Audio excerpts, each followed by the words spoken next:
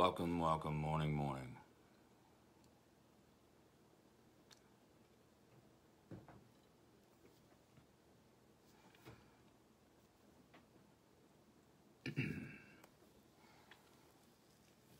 So we're gonna learn a few things here today so that we don't have to watch the news.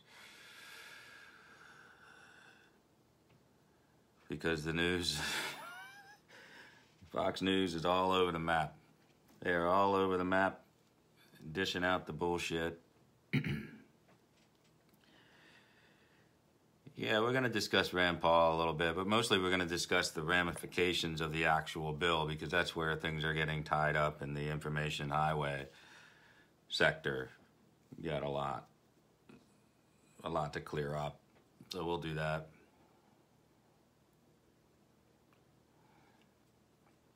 By the way, from now on, I will do these Periscopes live on my Periscope account, and then they will be hidden, and they will be not hidden per se, but they're going to go over to the MAGA Coalition YouTube page. So if you haven't subscribed to MAGA Coalition on YouTube, go ahead and do that, because my Periscopes will be stored there in their entirety.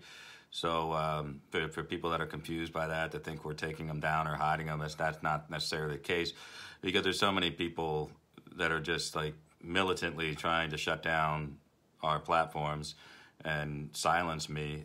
The best way to do that is to keep you informed here live, take some questions, upload it on YouTube, MAGA Coalition page, and then if you haven't subscribed there, go ahead and subscribe to MAGA Coalition. Just put it in the search bar on YouTube. It'll pop up, and just subscribe there. And from now on, Glenn will warehouse my Periscopes in case somebody missed it and want to go back and watch it, because there's really no point once I miss the live questions on Periscope. Why am I just leaving it up, running ad nauseum on my timeline? I really don't care about Periscope views, although I'm apparently now an official Super Heart broadcaster, for whatever that means. The Twitter and Periscope have stopped taking that 30-40% off the top. So, that was my main problem with the Super Hard thing, because I thought I was ripping people off. So they've corrected that. So I did register as a Super Hard broadcaster. Obviously, no pressure to toss out Super Hards. I'm just saying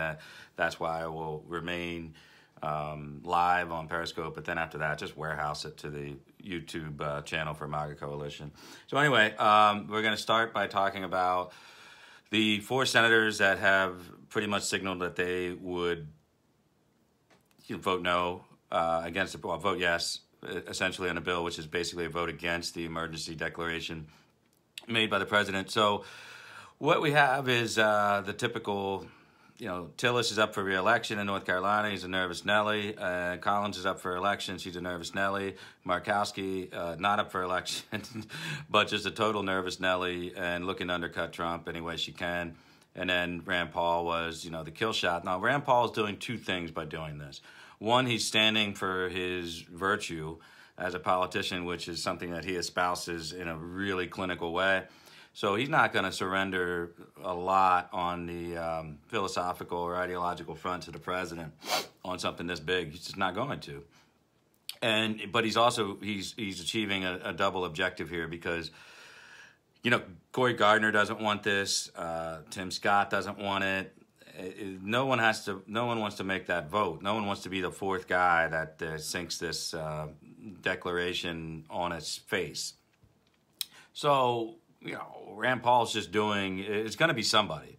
It's going to be somebody. So I don't want everybody to start attacking Rand Paul if you want to attack him because he systematically makes these decisions based on his own personal agenda, that's fine. Go ahead and do that. If you don't like the libertarian aspects to Rand Paul's philosophies, then I'm cool with, you can go after him. But we have to understand that in this case, this is not Rand Paul's decision that by 1 vote, this thing is going to get carried. This is more or less Rand Paul taking a spot on the board for somebody else. He's taking a hit.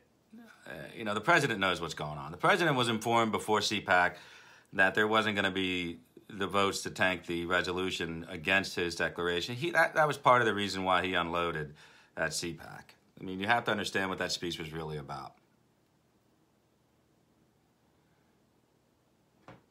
So Trump is publicly and privately saying, listen, I am not going to war with constitutional powers of separation on the purse strings, Article 1 versus 2 authorities. That's not really what he's doing. The concern should not be levied that he's going to somehow give the Democrats the precedent to declare a gun emergency and then somehow curtail the power of the Second Amendment. That's not necessarily what's going on here. So I suppose they could declare an emergency on gun violence in America, and they could reroute Department of Justice funds to grant programs in cities that have gun violence, and perhaps that would be problematic on some gun rights inside the cities where we already are struggling with the Heller decision. So, I mean, there's not a lot you can do. We're just talking about redirecting or reprogramming some appropriated funds from the various pots of monies, including some from the DOD. So the authorizations in a statutory sense are already there. So I'm curious as to why the argument is going to be precedent setting. And I think it's kind of a shitty argument, but this is their talking point and they're sticking to it. So people in Congress are not going to like roll over for this. The president is going to get his day in court. So this is not, let me be very clear, this bill is essentially revoking the authorities of which the president is now claiming the national emergency. So yes, if he did not veto it, if he had if he didn't sign it, if he does sign, while I Periscope, love that. But yeah, obviously he's going to veto it. Everybody knows the score of this game. He's going to get his day in court. There's not going to be a veto override. He's not going to get 67 senators that are going to sign on to screw him over. Matter of fact, I don't even think that McConnell's going to put his members in a corner to even take up a veto override motion. I just can't see it happening, to be honest with you. So what's happening? What's happening with this? You might say, Adam, I don't understand why are the Republicans not standing with Trump on this? Well, first, most of them are. I mean, 95% of the House and Senate Republicans are standing with the president on his declaration. They are basically with their hands in their own pockets, allowing the president to redirect their constitutional authority, which is a pretty big deal. To get 95% of your party on board with this is kind of crazy, which he has. But that's testament to Trump's, the congressional patience, the congressional temperance dealing with Trump is equal, commensurate to the support that Trump has in the Republican base. The Republican base is supporting Trump to the tune of like 85 to 90%, depending on which poll you're looking at. So there's going to be 85, 90% of the Republicans standing with him. So you're going to have some cagey Republicans in moderate districts like Fitzpatrick here in PA and a couple other ones. And then you're going to have a guy down in Kentucky. He's just a blowhard libertarian type. And then you're going to have the, the Justin Amash's of the world who are just total pricks about their little constitutional beliefs. And they're purists. And you're never going to get them to... You're never going to win an argument over with them on these issues. So why are we giving Rand Paul such a hard time? Well, because sooner or later we're going to run into an issue where we're going to need Rand Paul to stand firm. And what's most important to understand about Rand Paul is self-preservation is key. His image that he's cultivated as the ultimate libertarian is very, very personal to him. It's something that he holds dear. So he will step up when he can for his own image, but he will not ever sacrifice anything that the president really needs in the Senate. He won't be the deciding vote on any of these issues. So you say, well, Adam, that's bullshit because he's the fourth guy and he's killing our efforts to verify the declaration of emergency by allowing this bill to become essentially de facto law until it's vetoed. Well, then I tell you that in the caucus, there's Cory Gardner, there's Mitt Romney, there's Mike Lee, there's Tim Scott, there's others that are saying, fuck this, I'm not voting for it. And, Rand Paul gets to step up and say, I'm a good libertarian, I'm a good constitutionalist, and I'm going to say that this is not right. And this, I would be selling my political soul is the phrase that he's using. Essentially, it's all a sham. It's all a sham because what the public doesn't know is that this is all set up in a back room in caucus. Mitch McConnell and Cornyn will decide who gets to vote no to save the other members from having to vote no and getting into the crosshairs of the president and the Republican Party. So there it is. That's the truth of the matter. You can get mad at Rand Paul all you want, but it's not Rand Paul who's killing this thing. It's not Rand Paul that's going to push this, this bill through. He may vote. He may be the deciding vote to what you think, but he's not. It's Cory Gardner. It's Mike Lee. It's Mitt Romney. It's Tillis. It's Scott. Trust me. Trust me on that. McConnell's not going to bring up the override. He's not going to bring up a veto override. It's not going to work. He's not going to make his members vote on that. So I don't mind Jason Witten coming back. I think he thinks there's a chance for the Super Bowl, and he wants that ring, so he's coming back, which is fine. We'll pay him about $5 million, which is pretty good for a Hall of Fame tight end, so I'm okay with it. I don't want to get sidetracked into a Rand Paul hate fest because it's very clear what's going on here, and I think people just need to understand and not act reflexively here out of anger, which is the president has received word on what the score of the game is. He knows he needs to do his first veto, which is fine because we're 2 years into the game. And I think it's all set up for the president to take on this notion of congressional dysfunction and presidential authority. So this is a unique opportunity for the courts to decide whether or not Congress can take back some of this existential authority they've been giving away for the last 40 years. So it is. Why is it against the Constitution when Congress gave POTUS the right to claim? The Congress didn't give, per se, any rights in one single statute. There are statutory authorities, a couple dozen, that have been cited in the past and have survived court challenges. So this is different because you're usually talking about emergencies that have been declared on foreign territories, and they're mostly military related.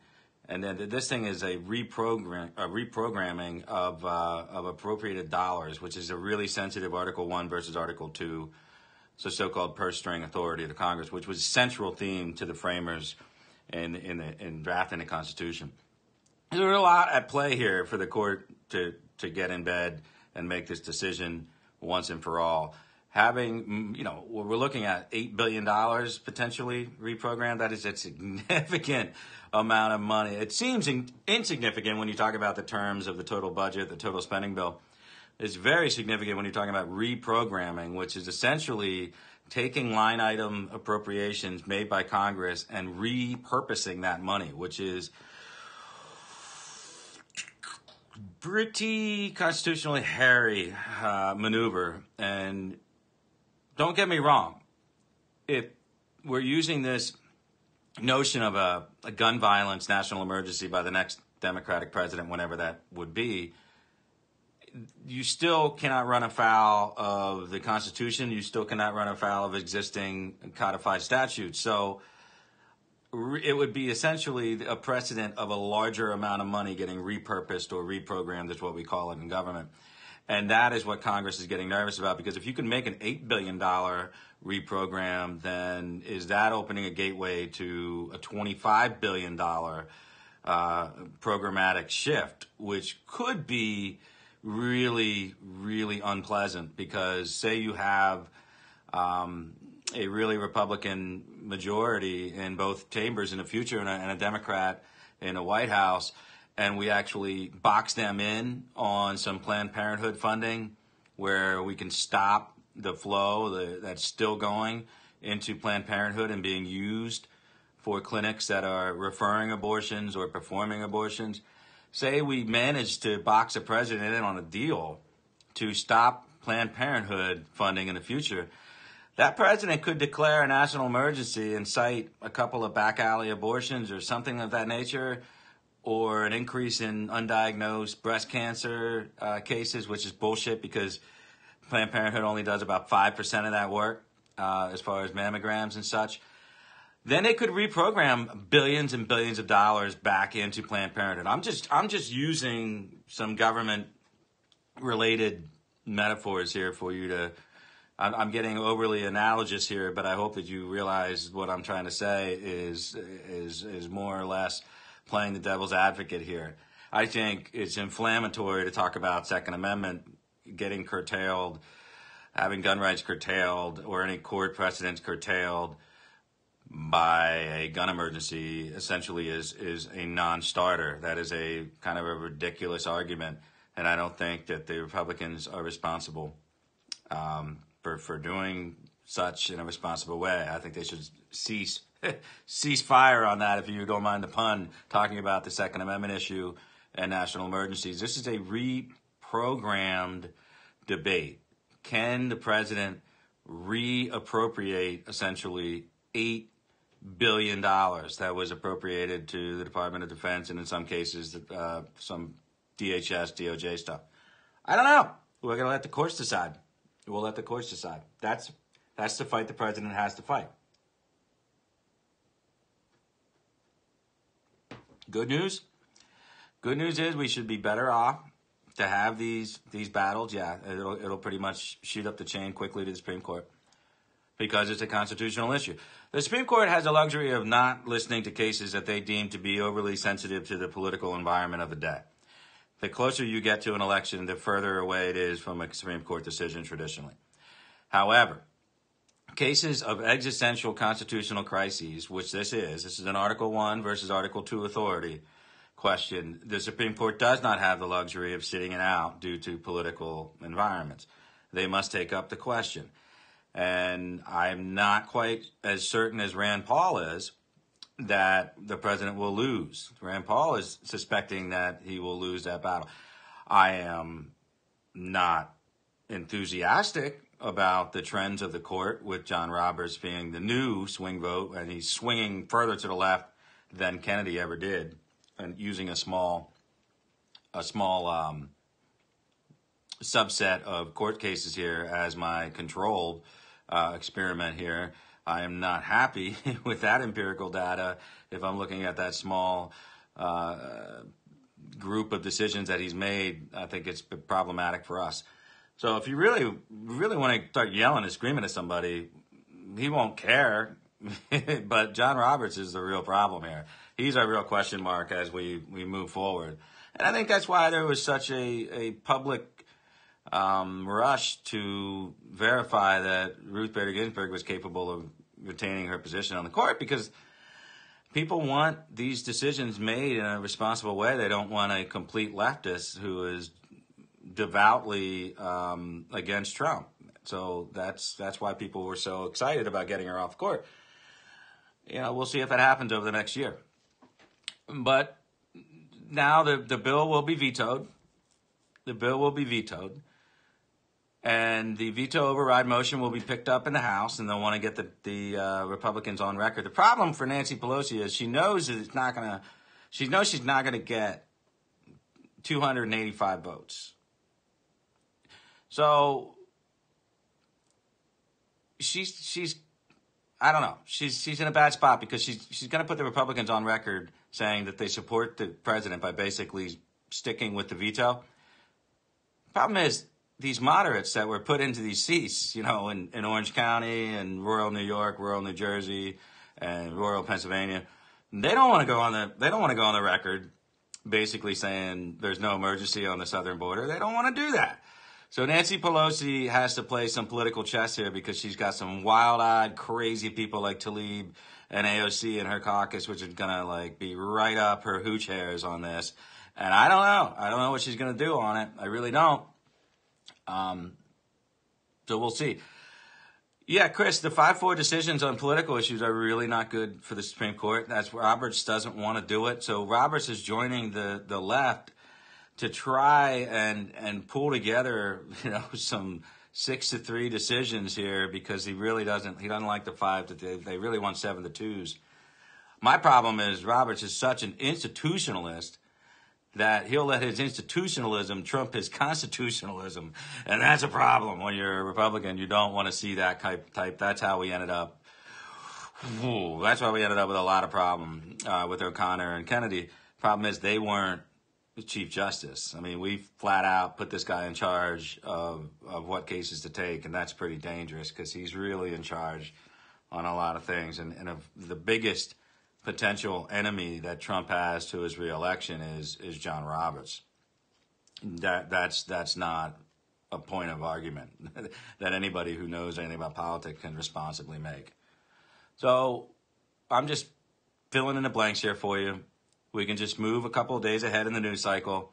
Whenever the Senate holds this vote, they will probably narrowly uphold the revocation of authority on the national emergency of the president.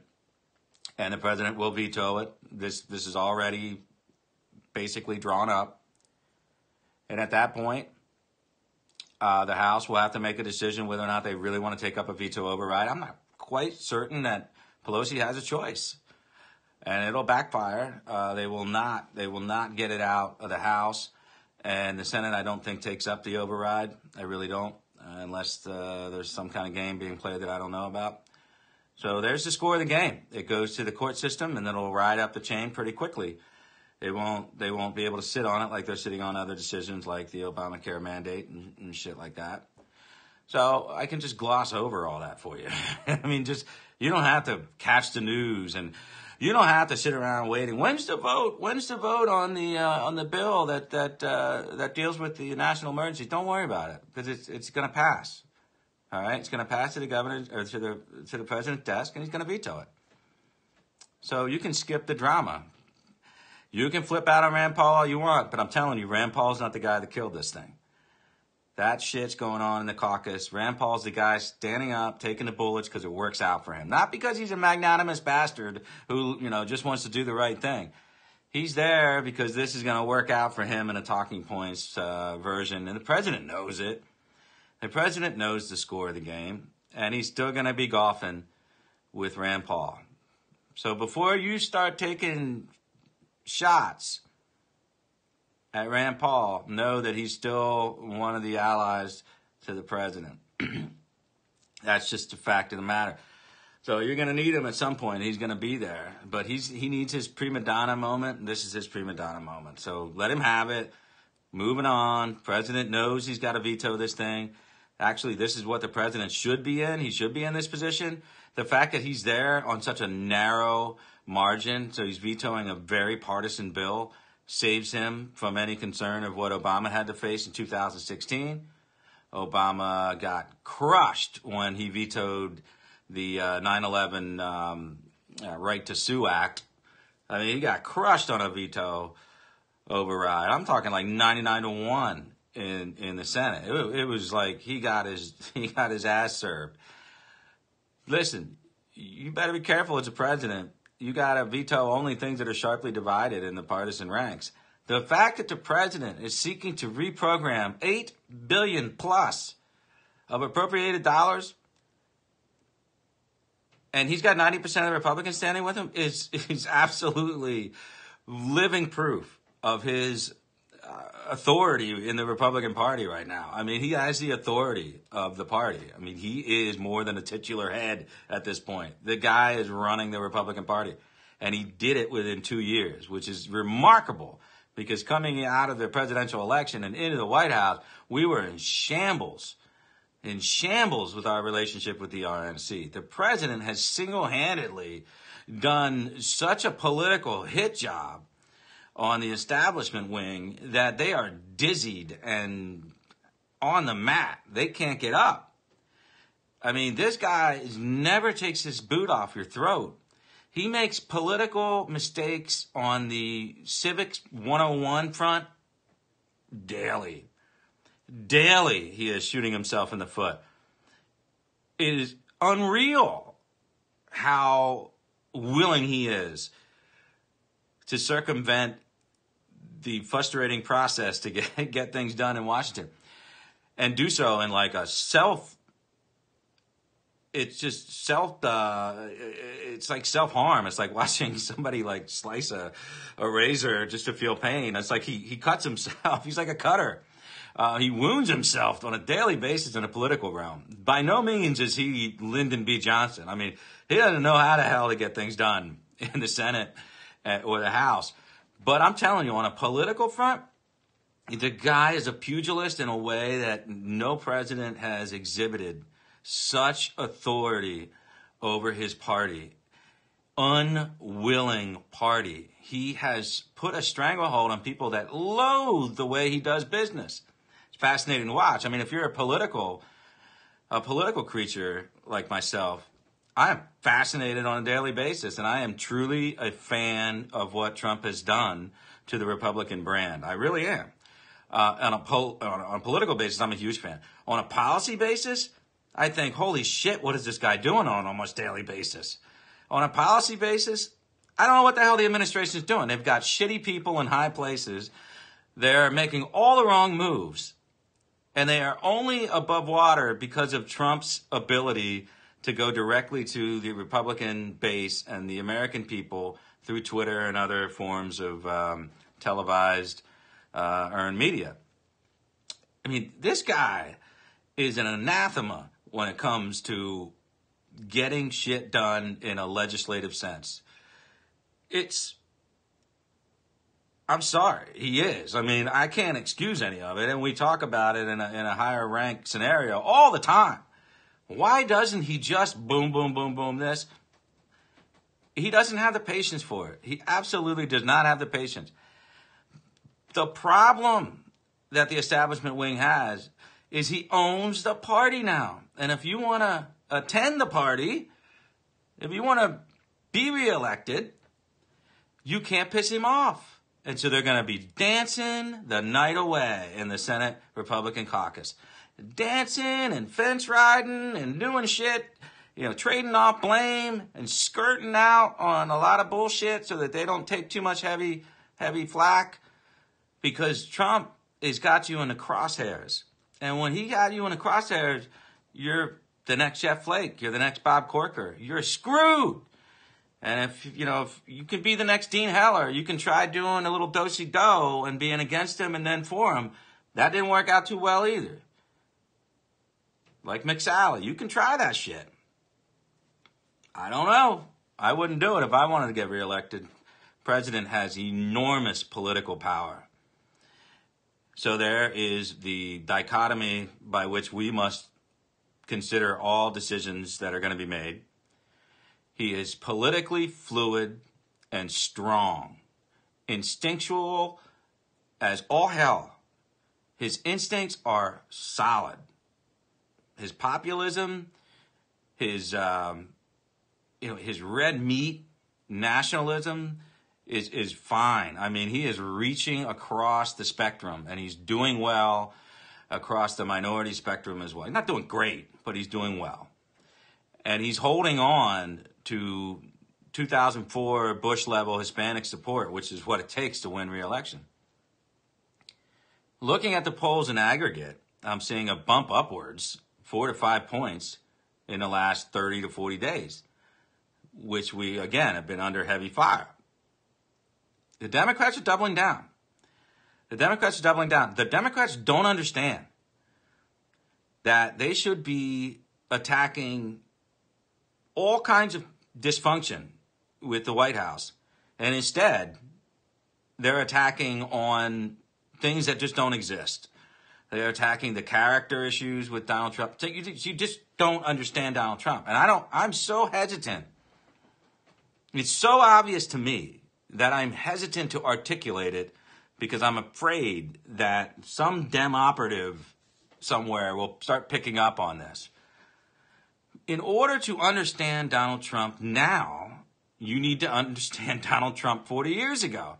In order to understand the politician Donald Trump, you need to understand the businessman Donald Trump. You have to understand, Trump has been playing tabloid warfare for 40 years. He understands media manipulation in ways that would stagger your brain. The media keeps feeding into it. They just can't stop. Trump knows they can't stop because they need to sell. Sell, sell, sell. Trump is making himself the underdog again. What Trump loves to do is put himself out there as the most successful thing in the world, over-leverage everything he has, get knocked down, and then sell himself as the comeback kid. He did it during 2016, and they didn't understand what they were seeing. They didn't understand what they were seeing in 2016. They're like, oh, he's down. Trump is down. Oh, 90% coverage. We're going to get him. We're going to get him. We're going to get him. Oh, look at this. We got the Billy Bush tapes. Oh, we're going to get him now. So they run it 90% of the time. They run a negative story on. What did they create? They created the narrative of Trump feeding right into it. Hey, listen, the establishment's out to get me. The media's out to get me. Look at all these things they're saying about me, but they never said it about, Bill Clinton being a rapist and all this other shit. He was manipulating them. Think about what he did to the media. The media was so pissed off, and I told you guys before. I'll tell you once more. The turning point in the election campaign in 2016 was going into the second debate right after the Billy Bush tapes are coming out.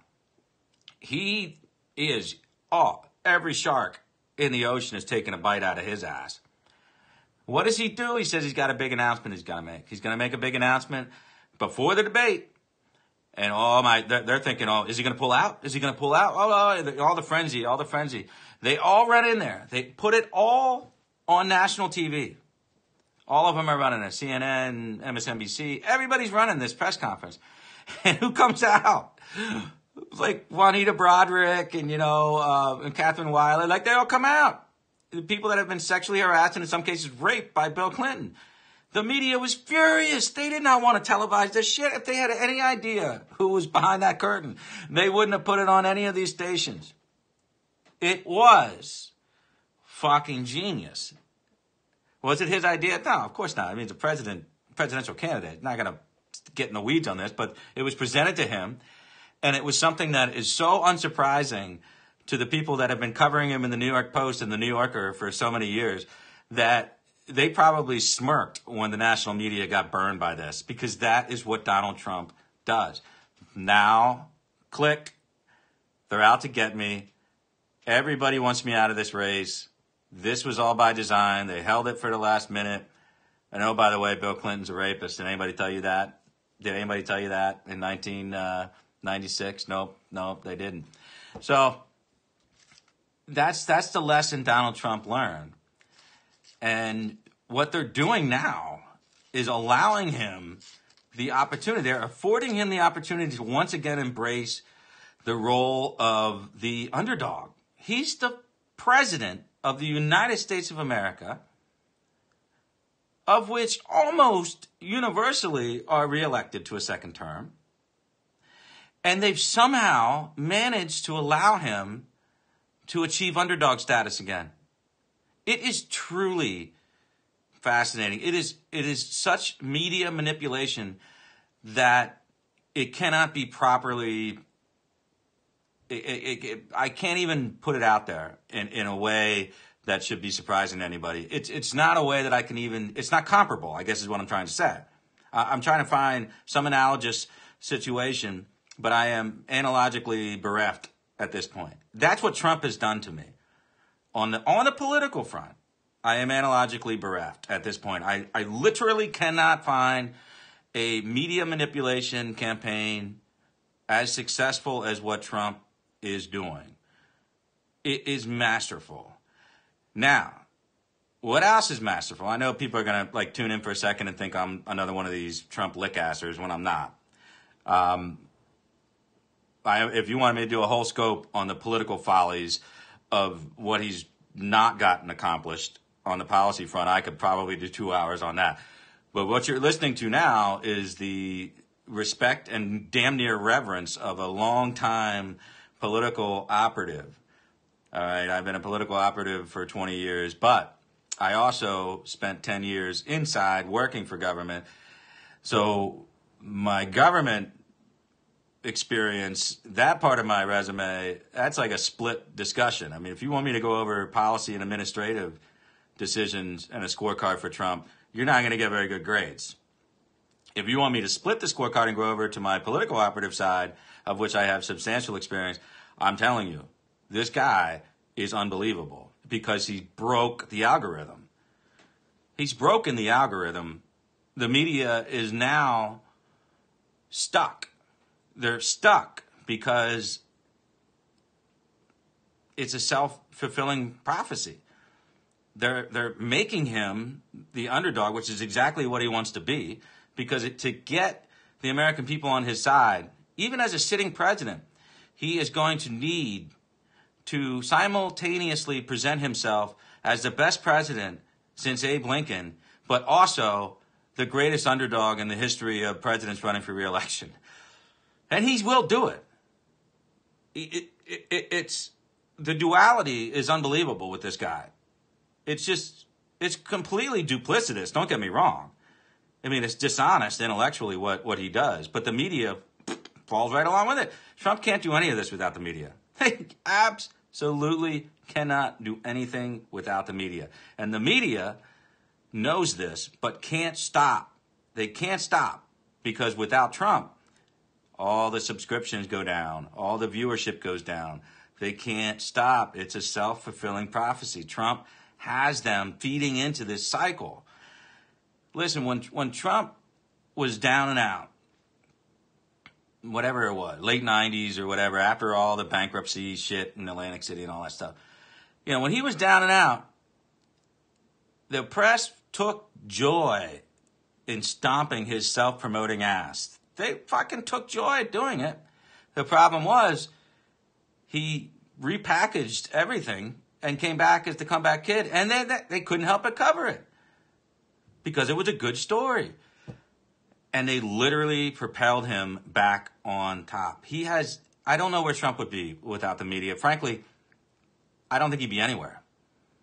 I think if you go back to all the way to, you know, trying to separate from his dad's Brooklyn, Queens into Manhattan, I don't think he ever would have made it without manipulating the media about what he was doing. And they have been complicit the entire time because it was a story and it sold papers. So he has applied the Manhattan media cycle, which is the cycle, news circle in the world. That's the circle that matters. It's Manhattan. I mean, even more so than D.C. The D.C. narrative gets spun in New York, in Manhattan. So he's done it for decades. And now he's using that on a national basis, and it's working. It's working very well. So the CPAC speech, you have to look at it in a different light. You look at it through a different spectrum or prism, if you will. It may have sounded as if it was just a red meat tossed to a friendly crowd at CPAC, but what it wasn't. What it was a sword-bearing war call to the establishment in the Republican Party saying, if you're going to fuck with me, I'm going to fuck with you, and only one of us can live. So if you're going to try to ride it out on the fences in 2020 to see if I survive or not, it ain't going to work like that. You're going to get reelected or unelected based on your level of support for me. I don't know how else to tell you, but I've never seen a president do that before. I've never seen a president do that before. He has denigrated and defied the Mueller report and the Mueller investigation into oblivion. He has done it because the press is humping it like a horny monkey, and he is hitting it back every single. It's so ingrained into the American consciousness that this is going to be bullshit, political partisanship, that it's lost on 85% of Americans. Don't care. They're going to attack him on the basis of the report, or they're going to support him and saying it's a partisan bullshit report. The rest of the 15% are going to try to filter out the news cycle and figure out, well, is there something to this or not? That's a bet I'm willing to take. That's a bet I'm willing to take right now. Those odds, I'll take them. We're doing well in the polls. You may say to yourself, well, Adam, I don't know. I wish he was higher than 47%. 47% as an incumbent. Holy shit. I mean, you're almost on the mountaintop already. You're almost on the mountaintop. You really don't have far to go. The generic ballot right now on the Democrats against a generic candidate against Trump, it's over 50% nationwide. You know, all voters are saying that they would rather vote for the Democrat generic candidate, but it's like 50%, 51% against Trump's 47, 48. That's a generic candidate. That's like, you better be the fucking bomb. You better be full of shit like a no record Barry in 2008, because Trump is going to come after you, and I don't see how you make it over the top against him. So I don't know, and I don't know if you guys are paying attention to the Democrat talking points, but to me, it sounds a lot like they're trying to box out Joe Biden. They're trying to box out Joe Biden in the establishment ranks. And if they box out Joe Biden, now, game on. Game on. Game on. I mean, that's a huge wide open door to Bloomberg. Bloomberg comes in, he's going to start picking up all kinds of endorsements from major players, mayors in big cities, from governors. I mean, Cuomo's thinking about it, but that's a freaking joke. New York is in the toilet. Listen, stop looking at the big picture when it comes down to the presidential reelect. Start looking at the surgical micro issues. Start looking state by state what we got to do. We're in a good spot. We're not in a great spot. We're underwater in Pennsylvania. We're underwater in Michigan. We're underwater in Wisconsin. Not by much. It's going to, you know what, if they put up a non-establishment figure from the Democrat Party, not Hillary Clinton, not Joe Biden, there's a rout waiting to happen. I mean, there's just no way Wisconsin, Michigan, and Pennsylvania voters who are hanging on by a thread waiting for these trade deals to work out, waiting for their manufacturing economies to kick back up. There's no way they're voting for Kamala Harris. They're not voting for Bernie Sanders. They're not voting for Elizabeth Warren. They will not win the Rust Belt. Hell, they will not win the states that they need to pick off, like Georgia. They're not going to win it. Arizona won't even dig that.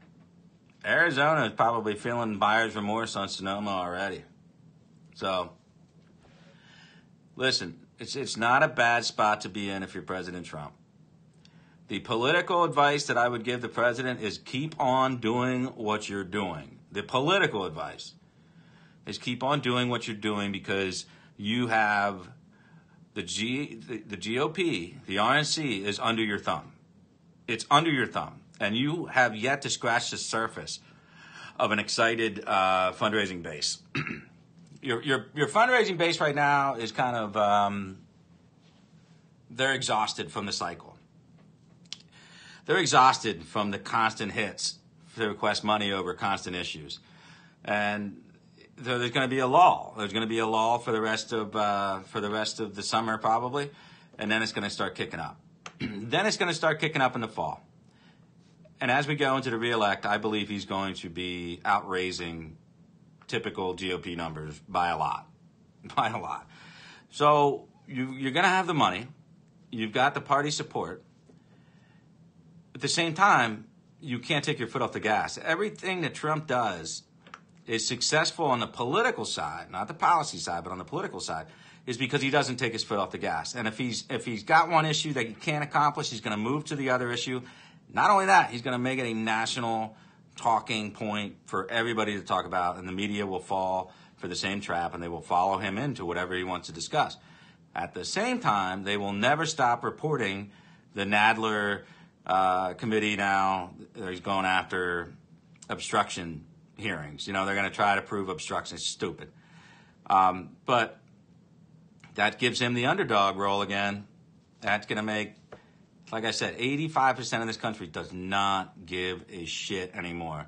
They are burned out. They don't know what to make of the whole thing.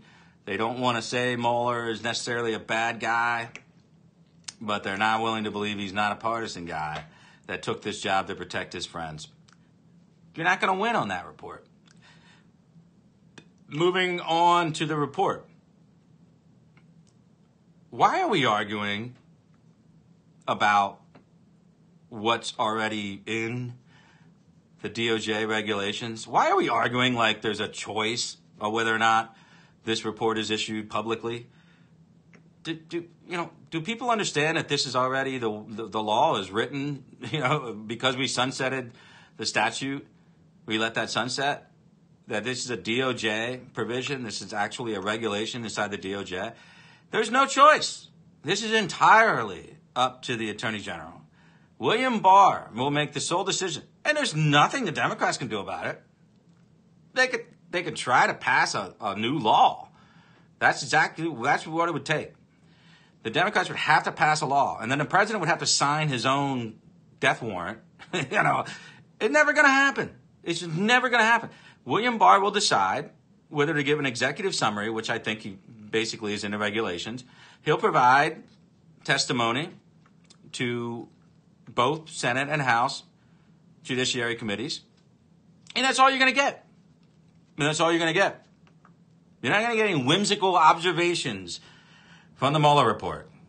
You're not going to get a rehash or a recapitulation of all the process crimes, thinking that that'll create enough smoke, but you couldn't find the fire. You're not going to get that, Mueller. You know you're not, which is why you let Cohen go in front of that committee and lie his ass off again with blanket immunity from getting convicted a second time for lying to Congress, which he did.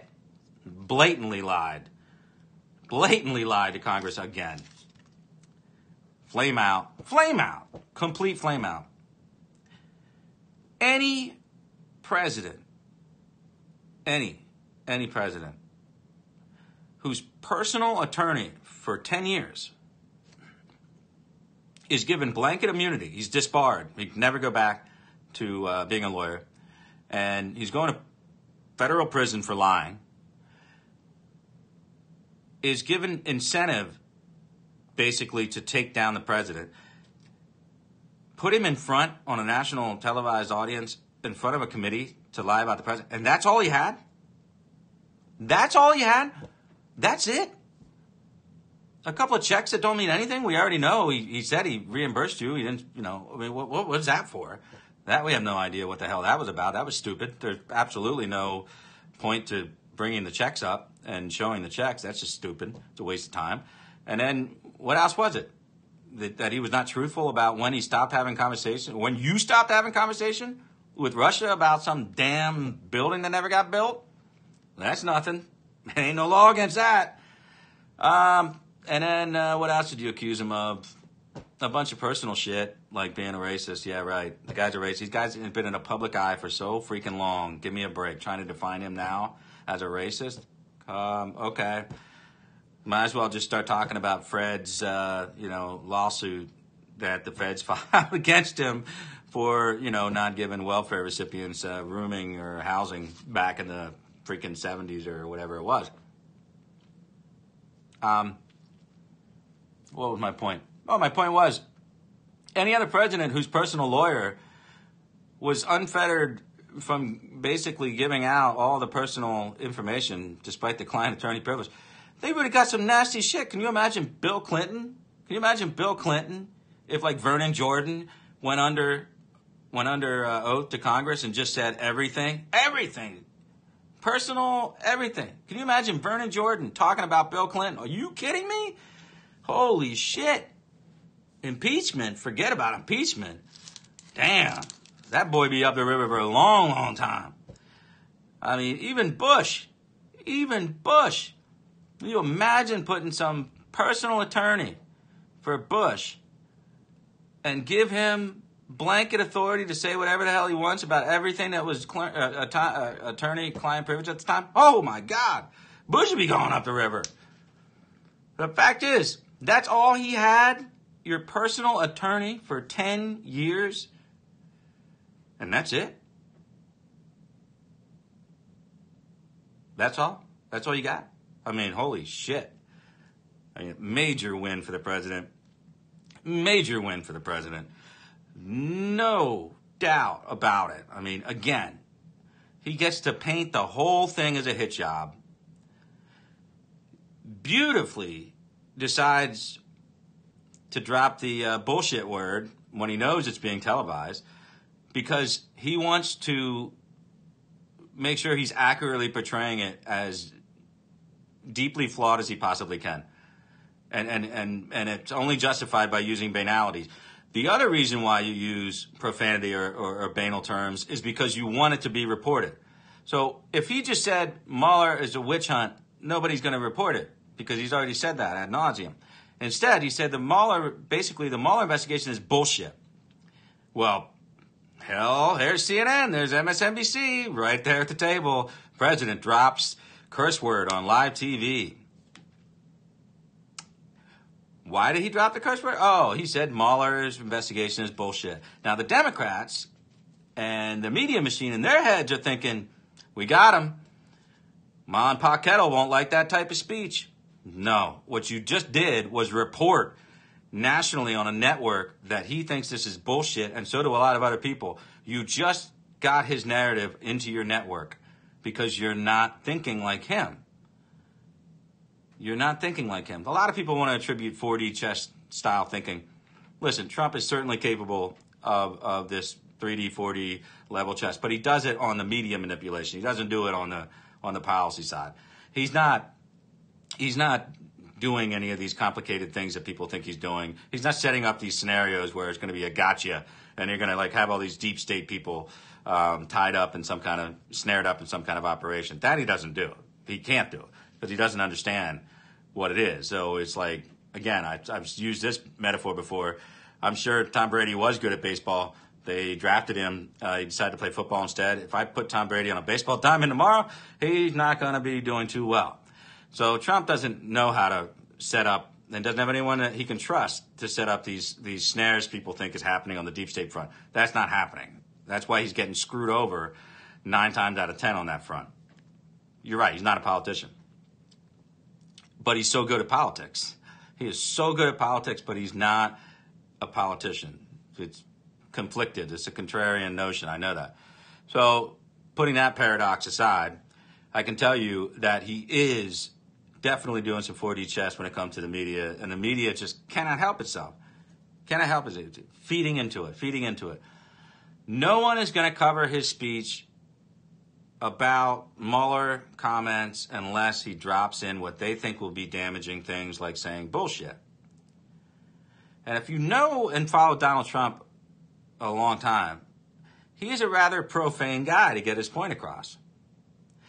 So Ma and Pa Kettle already know that he drops F-bombs. They already know he said grab him by the... They already know all this stuff. So they're not going to flinch when he says bullshit. Now, there's no grand plan against the deep state. And that's not even what I want. What I want is efficiency. What I want is non-exploitative backstabbing by everybody in a position of authority.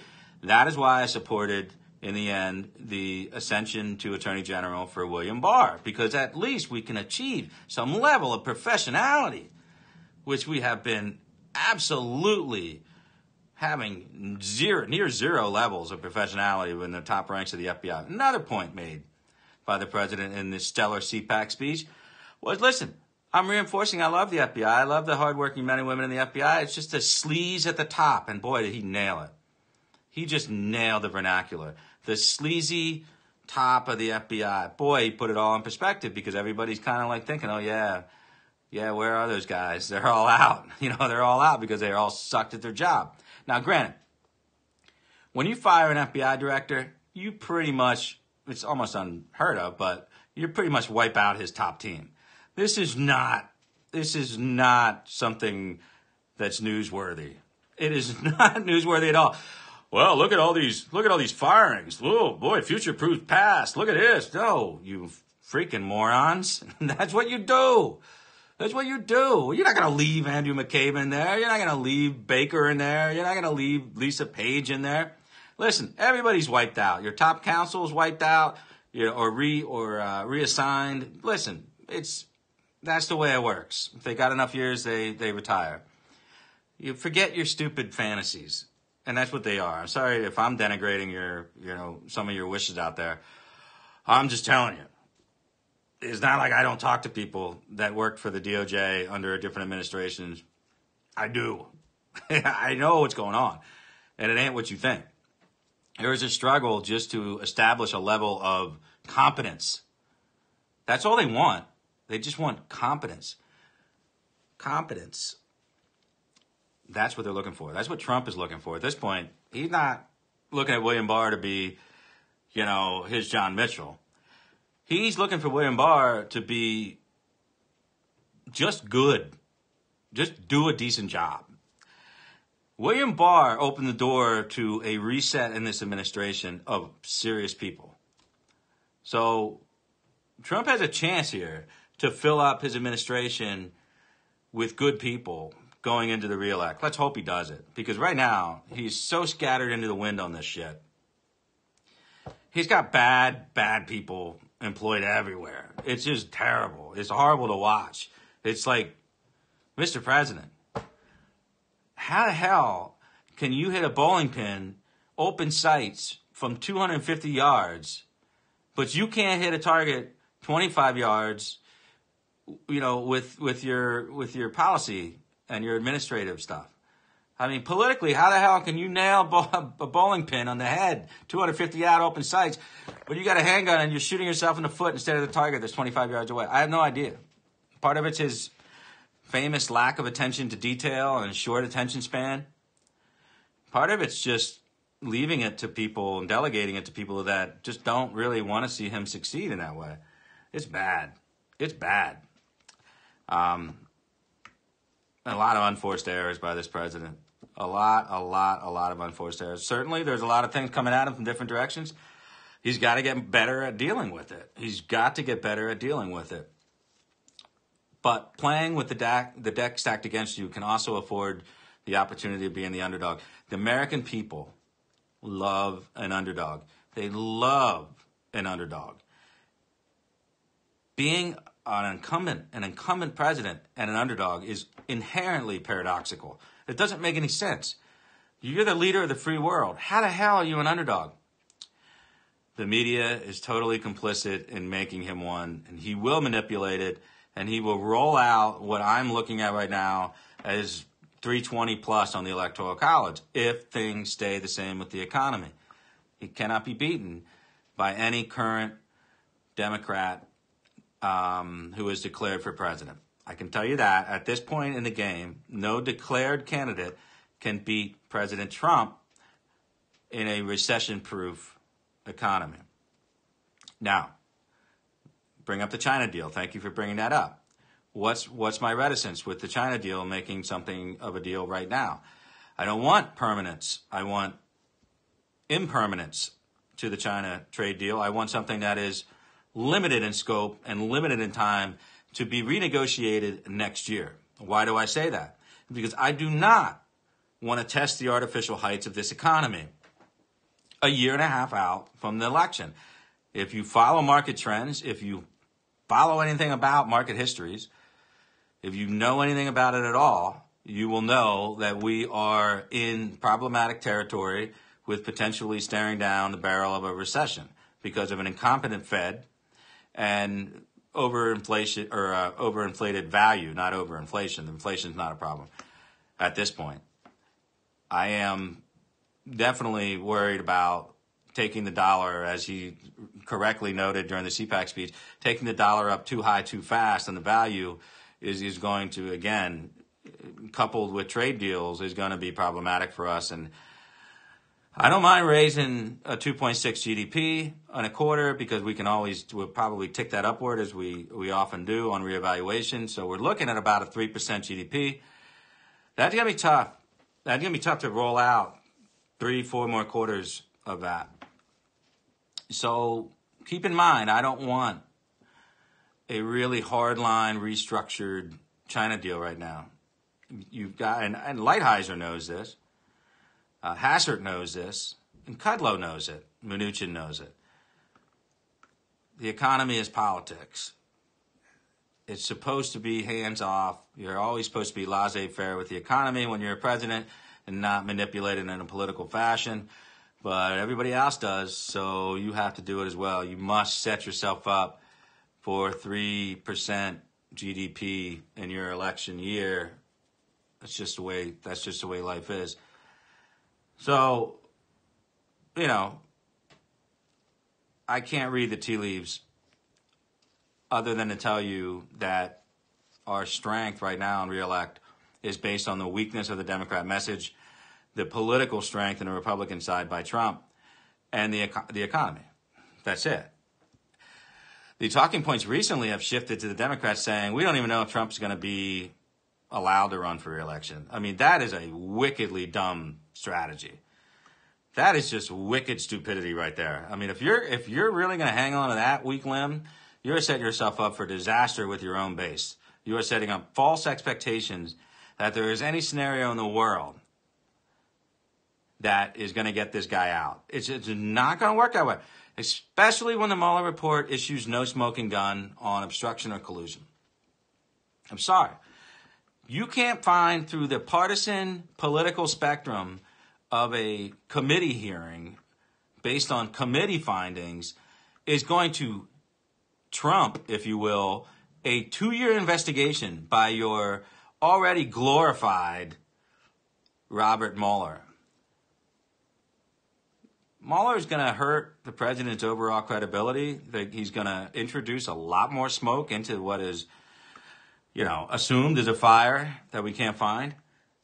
Don't let anybody tell you that when Mueller's report comes out, or the executive summary that we're allowed to see from Barr, don't let anybody tell you, say, oh, yeah, the Bill Mitchells of the world. Look, no collusion. I'll tell you, it was all a secret deal. Trump hired Mueller to do this. Blah, blah, blah. You're an idiot. Blah, blah, blah. You're an idiot. You're an idiot. We have fought a terrible news cycle on this for 2 years. It's been horrible. It has cost him a ton of credibility and a ton of political capital on the Hill. Nothing good came from appointing Mueller. It doesn't matter what comes out in the report. So please, spare me your freaking white hat bullshit. Which brings me to my next point. Why I love the CPAC speech so much. Why did I love the CPAC speech so much? It's because, one, he put down the ACU, which has long been one of the sticking points, the burr in my saddle, if you will, because they're the last of the Bill Kristol holdovers, the Reaganites who feed this narrative that Trump isn't good for a conservative movement long term. Well, he kicked the shit out of that whole narrative because the ACU puts on the CPAC. And they're all ACU board members that put on CPAC. So he went in there and just kicked them all in the nuts. And their paper boy, not their paper boy, but their poster boy is what I should say. I got creepy point paper boy in my head stuck there because I was talking about all these white hat idiots. But their poster boy was Mark Levin for a long time. So Trump took perverted pleasure in noting that because that is like really stabbing the Bill Kristolites of the world right in the eye. And it was just a beautiful narrated speech on that front. He also completely desecrated the notion that it was kabuki theater that Jeff Sessions is a total asshat that he hates.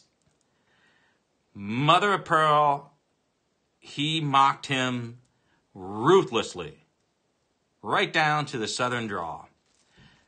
It was charmingly effective, beautifully executed, and left all these idiots like Bill Mitchell like a fish out of water. Whoa, whoa, whoa, whoa, whoa, whoa, whoa, whoa, whoa, whoa, whoa, whoa. Nah, man, kabuki theater, is it? No, I mean, how do you wake up in the morning and tell people that you're good at what you do if you say stupid shit like that and the president calls you out directly? Calls you out directly. That shit's awesome. That's why I love the man. That's why I love the man. You got people out there. Listen, Trump's been doing this. Trump's been doing this for 30 years. This is what he does. He points at the crowd, and then he does an individual point. That's what he does. It's not a cue. It's not a cue. He's not doing this. This is what he does. All right? Go back and look at the footage. So on one hand, the Q tards are out there saying, look at Trump validating Q. Really? And then he ruthlessly mocks Jeff Sessions. Now, I want to hear Q people tell me how that isn't brutal for you. All of your trust Ray, trust Sessions nonsense. Are you going to deny that Q said trust Sessions forever? Why? The president sure as hell didn't and does not. So why would the president do this and then do that?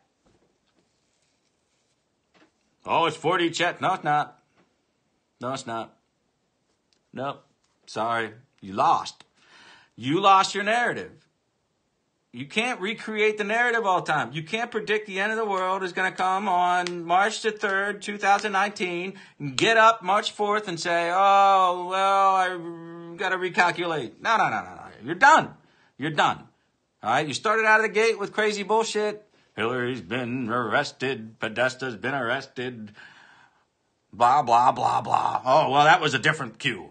That was a different Q. That was Q Clearance Patriot. Another Q came along. Oh, and then a Q shifted hands again and then expanded. And then, you know, what the hell are you talking about? It doesn't make any sense. I mean, I'm not using predicate logic here. All right. I mean, predicate logic is a different circumstance where we can break it down if you want and strictly get into the empiricism aspect of this whole thing. If anybody wants to do that with me, I'm still open to debate the merits of Q on a predicate logic basis. But no, I'm talking propositional logic here. Propositional logic dictates you have been wrong. Propositional logic says that essentially these are inherently conflicted prognostication here. It doesn't work. It doesn't work. Future proves past. Essentially, the present disproves your past. So how the hell are you getting the future right? Because I'm telling you, the future ain't proving anything you said. It doesn't work. It doesn't work. Listen, I follow Trump and the Trump administration pretty closely. And i.e., that's my job. That's my job. I follow him all day, all night. That's what I do. That's my job. So I can tell you what he's going to tweet. Given any news cycle and given the fact that I know what programs he's watching on television, not Periscope. He's not watching Periscope. He doesn't even fucking know what Periscope is. He has no clue. He can't tell Periscope from YouTube. All right? The president, listen, he talks on the phone all the time. He doesn't text. He's not emailing. You want to know why he makes so many misspelling errors? It's not 4D chess, people. It's because he's texting and he doesn't fucking text ever. That's why he messes up when he's typing into Twitter. He's doing it on his freaking phone. He tweets. He doesn't text. He doesn't text. He doesn't email. What do you want?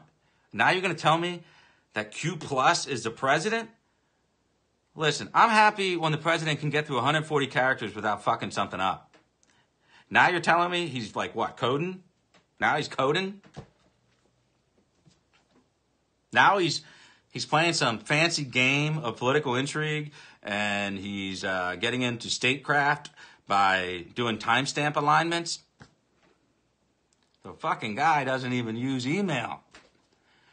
What are you talking about? What are you talking about? Future proves past. Yeah, look at the past. The guy's been going at it for 40 years. This is what he does. He talks. He talks on the phone all day, all night. This is what he does. He calls people all the time. All the time. It's what he does. He calls people. You got a better chance of him calling you on his cell phone than watching you on Periscope. I know it's for a fact that, you know, the people that occasionally do meet with him and will show him something like a clip on the phone, like this is how he got to know about what Scott Adams was doing, is because somebody showed him when they were visiting with him, you know, stuff like that every now and then, and he likes it. But he's not going to watch it. He's not watching Scott Adams. God almighty. The stupidity's out of control. He's not Q anything. the president might catch a whiff of this stupid shit.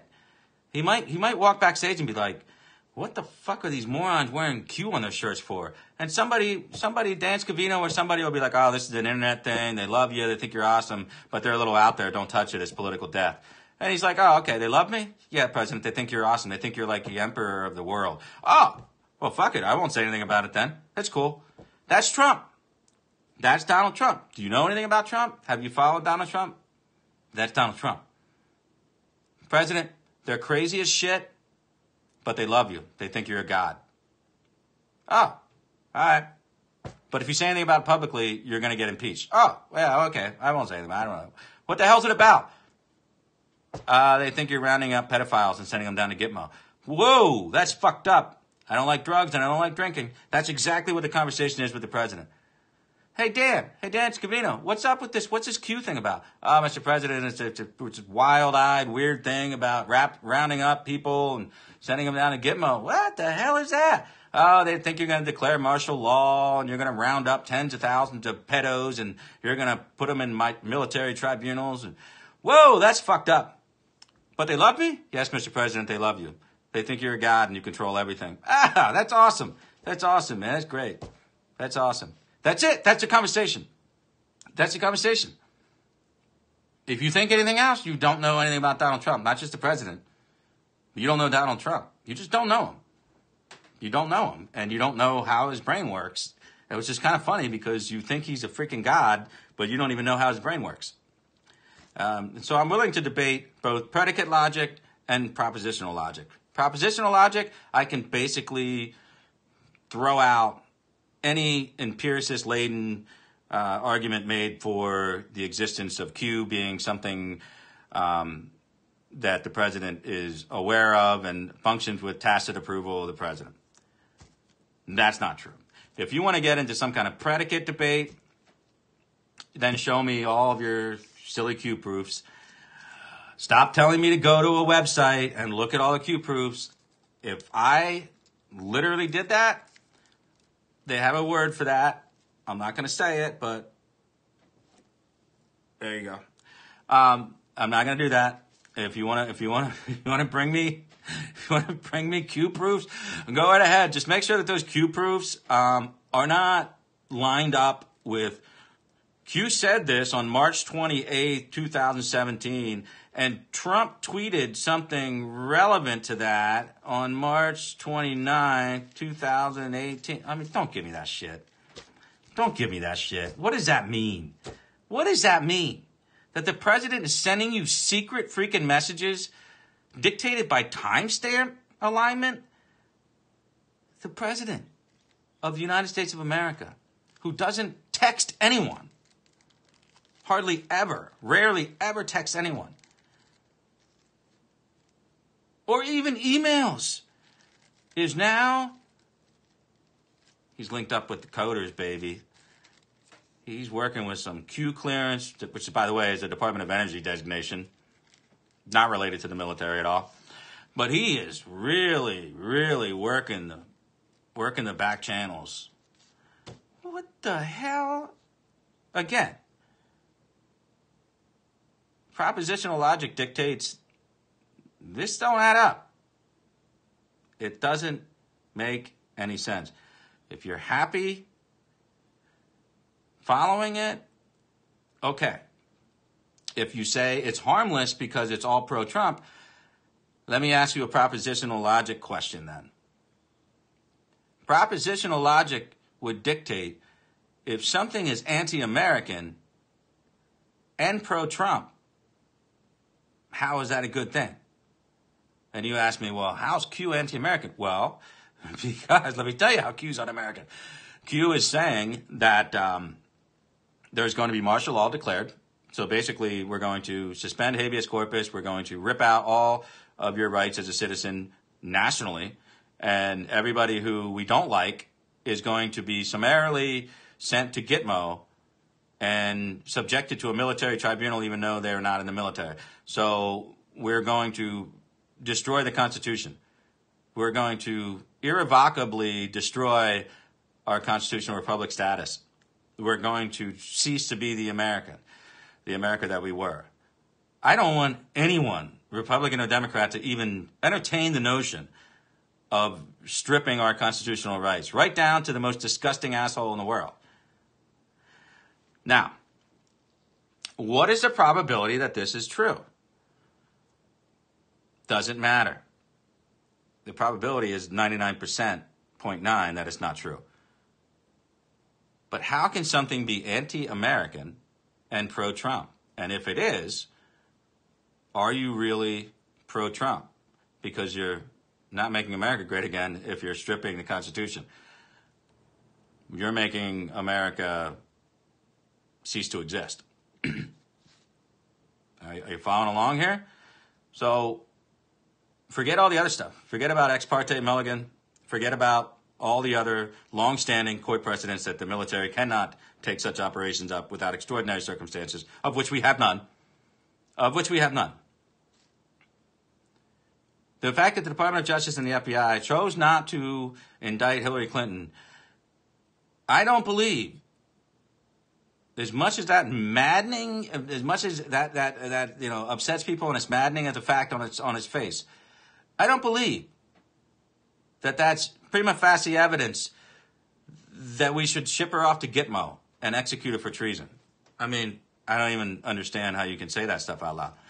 I think Q is unintentionally turned into something really malignant, and it's got a devout sector it's an unhealthy situation.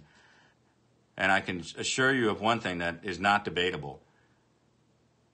Stripping any United States citizen of their constitutional rights is un-American. It is un-American. And if it is un-American, it cannot be calling me. If I didn't answer you the first time, I'm not going to answer you the second time. Stop calling me. So that's not debatable. So if somebody does take me up on it, yeah, it would essentially create a dictator. What I don't want. I don't want to be the dictator. I don't want to be the dictator. Why would I want anyone else to do it? Why would I want anyone else to be a dictator? It's silly. Q is propped up by probably Saudi or Russian fucking low-level intelligence scheme. That's all it is. I mean, Q has been nothing but an apologist for the Saudis, North Koreans. It's pretty much got all the facets that the Russians would like. It's shifted away very quickly from its anti-Ayatollah shit in Iran, and it's shifted now from just pro-Saudi shit into anti-Israel shit. So now we're into the end game of Q will be the J question. I've long predicted it. I think it's heading there now. It's the J question. It's a black pill issue. It's going to get, because that's who's left. Everyone else with a brain has left Q, and the only ones left are all the gamers and coders and black pillars out there that populate Vote, Gab, Cloud Hub, and things like that. They're the people that have been kicked off Twitter for being anti-Semitic. So and they live and thrive on 8chan and Reddit. So it's becoming an unpalatable message that is only going to be able to exist in the underbelly of the near dark web, I call it. So it's pretty silly, but like I said, if you want to have a predicate logic debate on it, I'll have it with you. But propositional logic dictates that this is just paradoxical bullshit, doesn't line up, and therefore it is not true. So the fact that they use the quote, how many coincidences for it's mathematically impossible. Well, even in a mathematical theorem deduction sense, like predicate logic versus propositional logic, it's not true. I mean, so it's pretty funny that you're trying to say it is. So, but I'm willing to go over it one by one with anybody who's willing to discuss that. But don't come at me with these random nonsensical arguments like it's not hurting anyone. It's pro-Trump. If you're against it, you're against Trump. Well, it is hurting people. It is hurting people.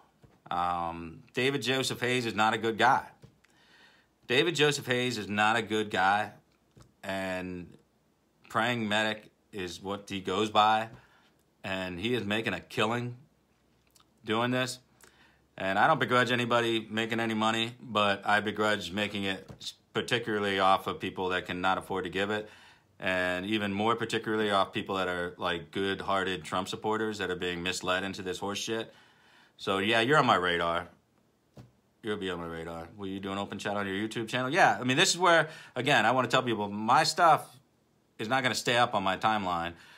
With Periscope Live, if somebody wants to come in here and ask me questions, I'll answer them. And then I move it over to MAGA Coalition channel on YouTube channel, MAGA Coalition, do a search. That's Glenn will warehouse all my Periscopes like this. It'll be on there. I'm not hiding from anything I say. But, you know, I'm not going to populate the hell out of my timeline just to get Periscope viewers on a replay. I'm just not doing that. I don't care how many people watch me. It's not a big deal. So, yeah, I will, of course, do an open chat. I will do whatever the hell is required for people who want to engage in an intellectual exchange. And it's going to be very hard to do because Q is inherently, you have to suspend, you know, all disbelief and logic in order to even debate the merits of it. But I'm willing to step into that intellectual vacuum and have that debate. I'll do it. You know, I find it really, really, really hard to find anyone to debate this with me. I really can't understand. I really can't understand why not. Because any good cult should be seeking to permeate non-believers a collectivism type of mentality where, like, okay, there's a collectivist target over here. Those are people that follow this guy, and I should try to convince his people. Maybe I only get 10% of his people, but I'll get 10% more than what I currently have. So the David Joseph Hayes of the world, they're very mathematical on how they can sucker so much money if they can get so many people to watch and or listen or follow. So I know because I've known Praying Medic for way longer than anybody else before anyone knew who the hell he was. And he was trying to game me to get into my group of followers because back then I would get 15, 20,000 people every night on Periscope when I come on. He wanted a piece of that. And I foolishly allowed him to come in and become friends with certain people. And then he decided when he reached a certain apex that he would try to split it. And this was all right before Q started. And then all of a sudden, all the Q baking shit started, and they got together some nobodies like Praying Medic and Tracy Beans, and they decided to cultivate this whole thing. You can hear the whole story. JB knows how this started. DeFango's been reporting on it. Doug Stewart's been reporting on it, which is great, but nobody knows these guys as well as I do. I know them all. I know all of them. So eventually you've got to think, when are they going to be right about something? When are they going to be right about something? I haven't seen it yet. I haven't heard about it yet. So I don't know. So we're going to move into the YouTube universe because that is where this stuff seems to be thriving, if it's said to be thriving at all anymore. So, you know, I will be on the YouTube channel. So anybody who wants to bash the shit out of me can go ahead and download these Periscopes, and they'll just be sending people to MAGA Coalition YouTube channel, which is what our job is. Our job is to call out the bullshit so the president doesn't have to. By the way, not a good argument. Not a good argument to come at me and say, why hasn't the president disavowed Q? Because I just told you. Because I just told you. He's not going to disavow Q until he has to. Because why would you piss on a couple 100,000 people that think you're a god and an emperor? Until you have to. And it's going to be just like Charlottesville. Just like Charlottesville. Where he so badly did not want to smear everyone who was standing for him. And he got caught in the binary trap. The binary trap is 1 or 0, Mr. President. You're either condemning white nationalism or you're not. Trump did not like binary choices, in case you can't tell. Binary choice, Mr. President, Otto Warmbier was tortured and killed by Kim Jong-un. Not, well, his regime did it, but he didn't personally know anything about it because he told me. Binary choice, Mr. President, and you fuck them up every time. You fuck up binary choices like it's nobody's business. That's a binary choice for the president. The first time he is called upon, he will absolutely look at you with derangement. He will look at you with like, what the hell are you talking about? Q? I don't know what the hell that is, but it's crazy. Yes, Mr. President, they think you're going to round up all the Democrats that are pedophiles and send them on to Gitmo for military tribunal. This is what the president's going to do. What? What the hell are you talking about? No, I'm not declaring martial law. No, I'm not doing, suspending habeas corpus and sending 1,000 people down to Gitmo. I mean, it's so ridiculous. Why the hell would any reporter in their right mind even ask the guy? I mean, you get thrown out of the freaking press corps.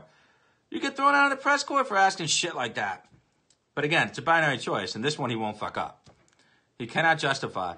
Some Q people are good, but, this whole thing about, Gitmo is wrong and martial law is wrong. Come on. The president's not going to make that fucking mistake again. He's just not going to do it. He's not going to do it. Nor, and the press isn't going to ask him anything about it until somebody's dead. Somebody's clearly dead. And I know Ginger's already got some real facts that this has already led to violence, even murder. But, it hasn't hit the national news cycle.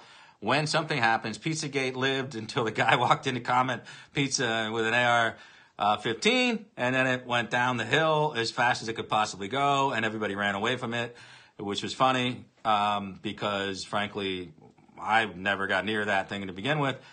Now it's moved on to a different subset of pedo shit, and the second somebody does something in the name of Q with an AR-15, bye-bye Q. That's the way it rolls. That's the way it goes. Trust me. Trust me. I may be an asshole, but I'm not wrong.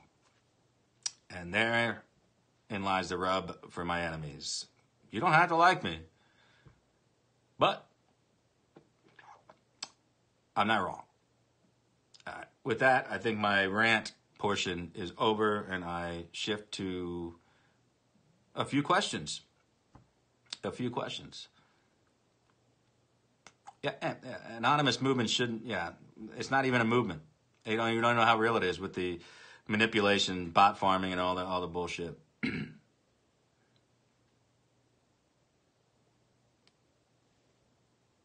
Yeah, I talked extensively about 2020 for about an hour. So you can catch the replay at MAGA Coalition YouTube channel. Midwest, yeah, I mean, he'll be in the Midwest maybe once or twice before campaigning starts to kick up. But, he's going to do some fundraising efforts over the summer. But you're going to have to do them in person because that's a tough fundraising time a year and a half out.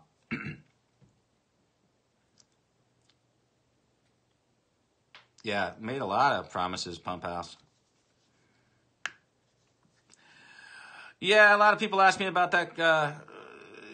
I don't know about Hillary getting in the race. We'll see what Joe Biden does first. But I will say how many pounds for Bryson is. I think he'll hit at home. He'll hit about 20 to 25 home runs in Philly alone. I just forgot what the other question was. Oh yeah, people talking about this. A couple of states have passed. I think Colorado was the last one. They wanted to. You basically have to change the Constitution to change the Electoral College to the popular vote. Not going to happen. It's not going to happen. A majority of the states, not even a simple majority, would take that up. So stop worrying about it. It's a nonsensical, stupid headlines pushed by the liberal freaking Dems.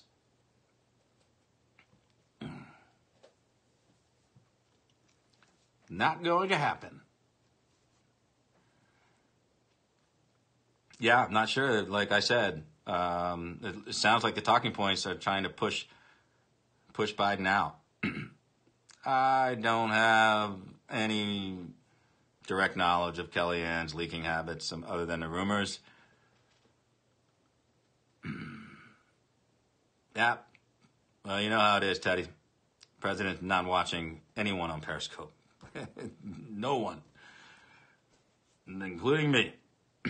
And if he did, I'd be worried that he wasn't using his time to the most effective nature. No, Pence is not dirty. Pence is so clean he squeaks. He's fine. He holds down the fort for us with a lot of clutchers, pro clutchers in the party. Yeah, I don't know who they're going to get. I mean, I don't know how you challenge Trump. I mean, nobody that declared can beat Trump in a good economy. Yeah, I'm absolutely sure, TJ, I am absolutely sure. Ballot harvesting is legal in the state of California and nowhere else. So ballot harvesting is not technically legal anywhere else. So it's legal in California. California people have to do something about it. So if you're going to complain to LA Child and complain to Jen Levelate and anyone else who lives in California and tell them to get it changed. But it's legal there, and that's how we got our ass kicked in Orange County. Yeah, Bernie wouldn't be a problem. Bloomberg would be tough, but I think we win in the Rust Belt states over the gun issue. He's so anti-gun, I don't know how Wisconsin, Michigan, and Pennsylvania would go. Voter ID would never get it out of the Democrat Congress, so it's a dead issue now. We had our chance and we missed it. Thanks, Paul Ryan. Thank you. Thank you, Paul Ryan, you asshole. Forget about voter ID. Forget about it. It's a state issue. Federal, not going to happen. I think you'll see a much more friendly atmosphere at the Supreme Court as more states pass it. But federally, it ain't going to happen. Any House seats recoverable? Yeah, we can pick up one or two back in a good presidential. Yeah, and we can't do worse on redistricting after 2020. So we're at a low point now, and we'll get back. We'll get back a little bit. Yeah, Michigan, like I said, we're underwater a little bit, but we have plenty of time. Depends on the candidate to get back up there. Maryland's a lost cause. Yeah, Maryland's a lost cause. Larry Hogan's an asshole. I think William Barr opens up the door to a lot of serious people coming into the administration. So, yeah, I have no problems with him yet. We'll see what he does with the Mueller report. You guys may think he's a fucking hero after that. We'll see. Yeah, you can get the House back in 2020 in a presidential election, absolutely. Especially if Pelosi gets pushed over to the left so far that she exposes all of her moderates that won the seats. So, yeah, absolutely. If Trump is in a landslide position, then certainly the House comes back in. Yeah, I mean, I've been telling you what has been going on with Rosenstein for a very, very long time. If you follow me in my Periscope, none of the Rosenstein stuff was a surprise to you. The approval rating is slightly underwater in all three states that you just mentioned. Consistent with the national average. I don't have any concerns about Ohio or Florida at all.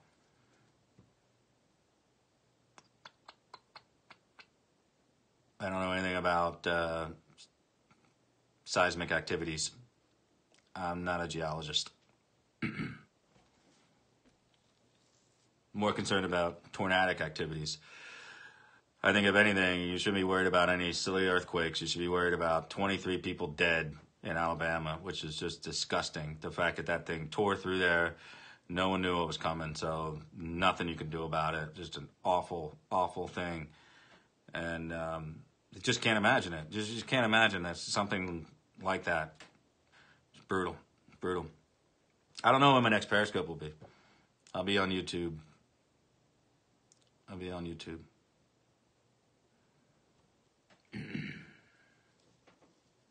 Louisiana, I thought it was Alabama. That's what I read on the Drudge Report today. Collins is in for a tough fight, yeah, which is why we don't want to fuck around with her too much. So stop calling her out on Twitter when she has to vote no on something, or yes.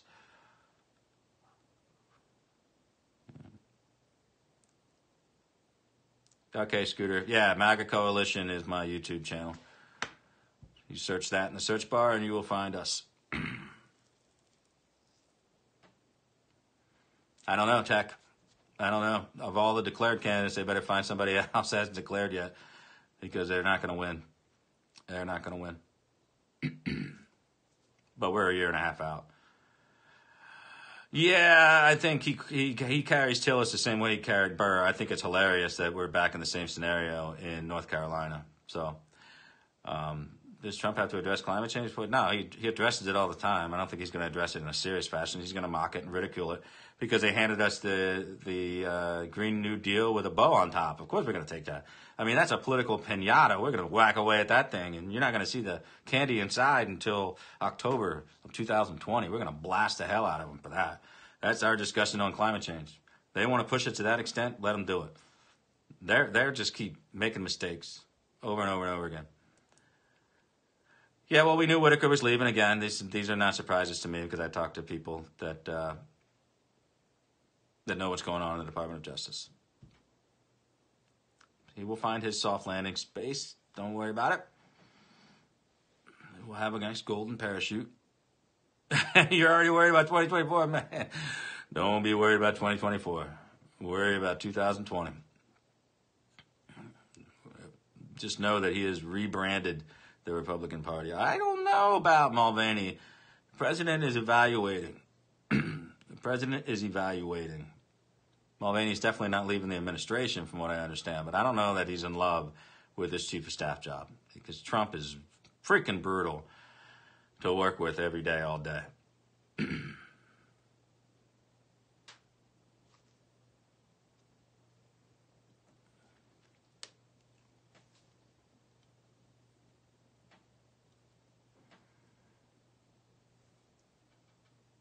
Yeah, I mean, it's not going to be fun.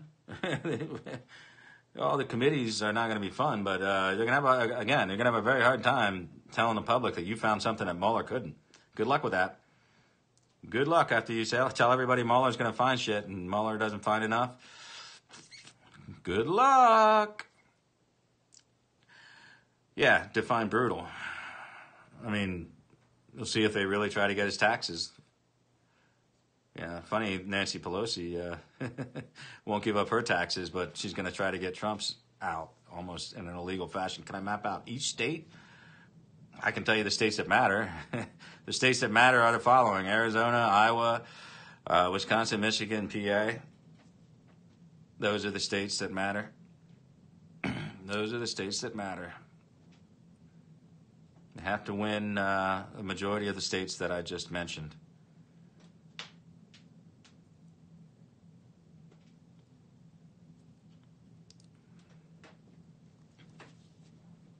What's up, Mr. Mayor, Your Honor? I live in Realville too. I try to stay a resident of Realville, all right, because everybody else is living in La La Land. Yeah, Colorado's going to be a tough ship to sail for us, really tough, and I think it's going to be even tougher for Cory Gardner to pull that out. So we may be losing a Senate seat there, so we might want to pick one up somewhere. Which besides Alabama, which is slam dunk. Luke Perry's dead. That sucks, man. I get the feeling that he was a heavy smoker. So, hey, rest in peace, Luke Perry. PA District is Scanlon. I don't know, Jimmy. Scanlon? Not. I don't know if that's the 6 or because they reverse all the numbers. So, I don't know.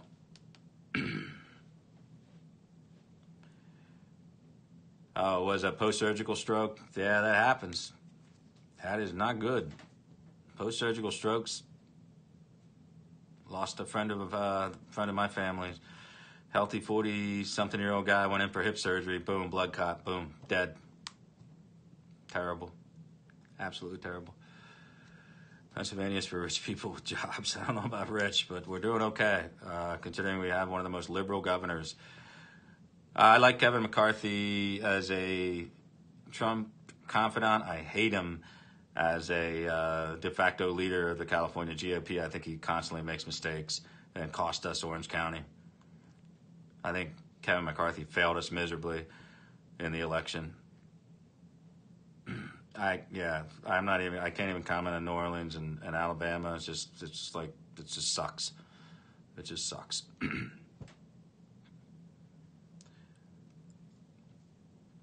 Yeah, the president is showering his love over Jim Jordan and Mark Meadows, and they deserve it. And Matt Gaetz is kind of eating crow a little bit for his Cohen tweet, but I still like him for doing it. I still like him for doing it. It's a good place to retire, yeah. They won't tax your pension. Yeah, Texas Senate race is something that the Democrats are looking at pretty intently. I think they're trying to force Beto out of the presidential and into that. That would get John Cornyn's attention. John Cornyn's going to be a problem for us because he doesn't trust that Trump is the best thing in the world for Texas. So, I don't know. It's going to be a tricky dance for John Cornyn being in Senate leadership, the president running for re-election at the same time he is. Going to be something else. Something definitely to watch. The GOP lets seats go uncontested in places that are just not winnable. The Democrats do it as well. Yeah, they're not going to lose Texas. There's just no way we can lose Texas. I don't see any way possible to do that.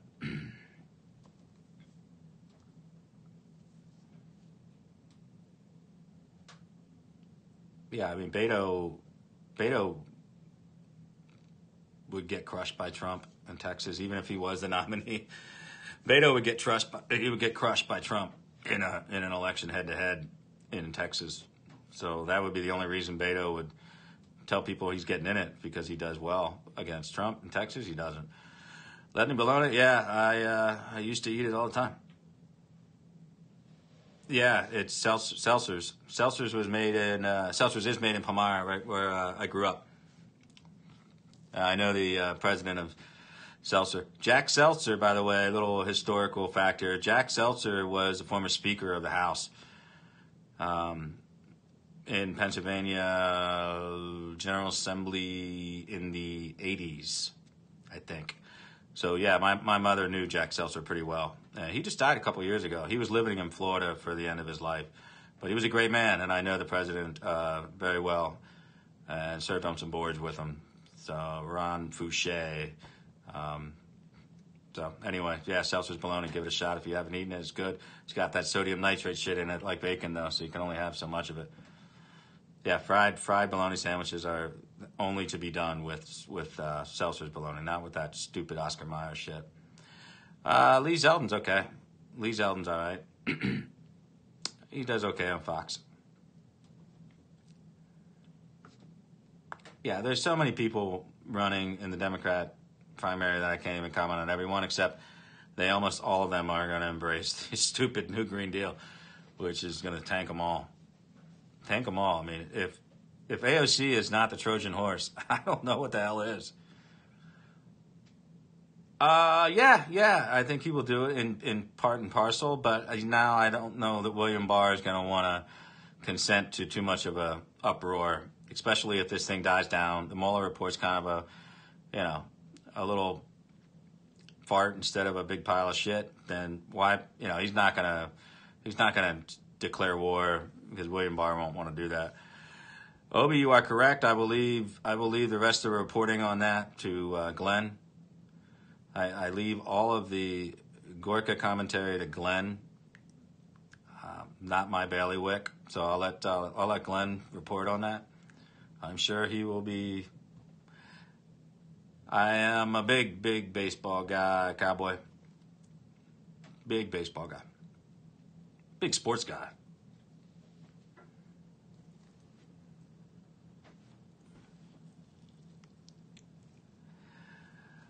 They definitely slept on John James till it was too late, and then they threw money and airtime at him, but wasn't enough to get him over the top. John James should run again in 2020.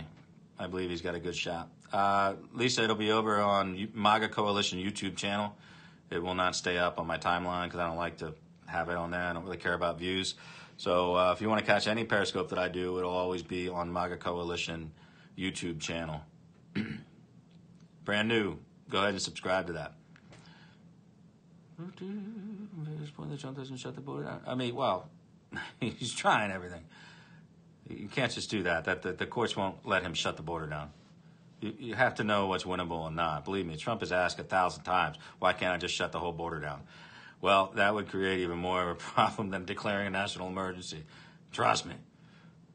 We're up against a loaded deck with the court system. There's nothing you can do about it. Well, right now we're doing a little tay-tay between the Department of State, and Bolton saying something a little different than what Pompeo's saying. The federal court will rule whether or not she is actually a citizen or not before we make a decision.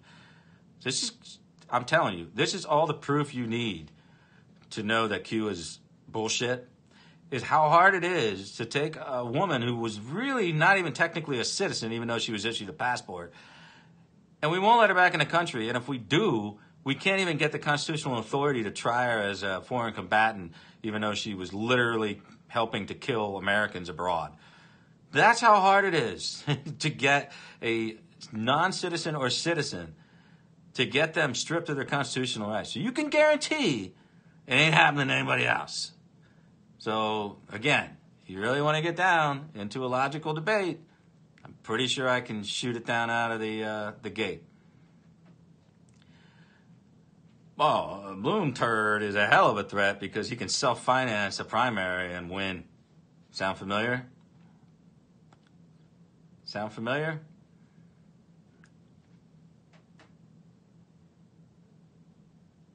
And Bloomberg would clean up in the blue states. He would just clean up, and we would have to drill down on his gun stances to win in the Rust Belt. He's rich, and the media loves him.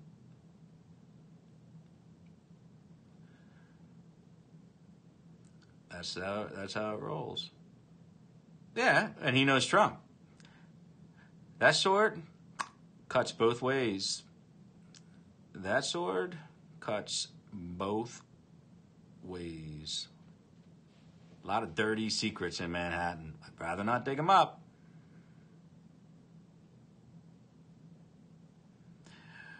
Jewish, yeah, it really doesn't matter because, he'll get all those votes in South Beach, in Miami and Broward, because it doesn't matter what a Republican does for the Jewish people in Israel. It doesn't seem to matter, and obviously he'd win New York, so it doesn't matter. Listen, I'll tell you once again, there is not going to be any popular vote. Doesn't matter. It requires 2/3 or 3/4 of the states to pass it. That's not going to happen. You're not going to amend the Constitution. Forget popular vote. Stupid. Don't talk about it. Dumb. Don't care if 1 or 2 states do it. And again, whatever other issue you had is I don't even know what the hell your other question was, but that's not an issue either. CPAC is a breeding ground for scam artists and brand chasers that are just, bottom feeders. They're barnacles. I don't want anything to do with it.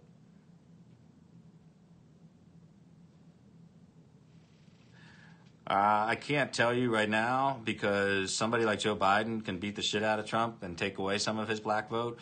But I think the African-American support for Trump can linger around 20%, which is exactly what he needs to hold off some metro areas in Michigan and in Pennsylvania. I'm not really going to have any citizen debate with the Kamala Harris thing. Kamala Harris is a dream candidate for us. The best thing in the world we can have is a Kamala Harris coming out of the primary. Absolute greatest thing we could do is Kamala Harris. Not going to happen, though, but I'd love to face her. They could redistrict out. Yeah, that's the one thing they could do to get rid of Cortez. But she doesn't understand that. She's so dumb. She doesn't understand that. Yeah, CPAC is just not my scene, man. I used to go to it, and I used to hate all the asshole crystalites. I didn't like the ACU mentality. And then it turned into like a Trump fan fest, Now it's out of control. These people are just all trying to scam each other into the next whatever deal. So CPAC is not necessary. The only thing that makes CPAC even worth time is Trump showing up and giving speeches like that. The speech he gave in 2017 was awesome. I was there for that.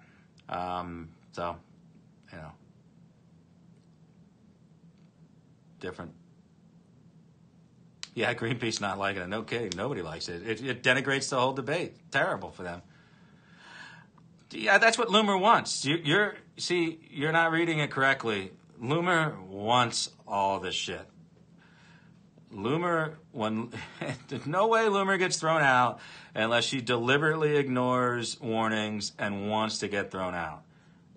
You got to know Laura Loomer. You got to know how she functions. I don't know if Biden will run. I still think he will, but I'm hearing Democrats are trying to force him out before he gets in. So we'll see. Yeah, that kind of shit just doesn't move me. I don't really care about that stuff. I'm not the guy to talk to about this stuff. I don't care about all this nonsense. Or with the latest conservative activists getting their free speech shut down. I don't care. I don't give a shit. That's not my thing. That's just echo chamber bullshit. Texas blue in 24 depends on who the hell's running. Depends on who's running. Probably not, but depends on who's running. I don't like attention-seeking people. I just don't like it. I don't like to seek attention, and I don't want to be around people that do that. That's just, I've been in the game a long time. I have a hard time dealing with these people.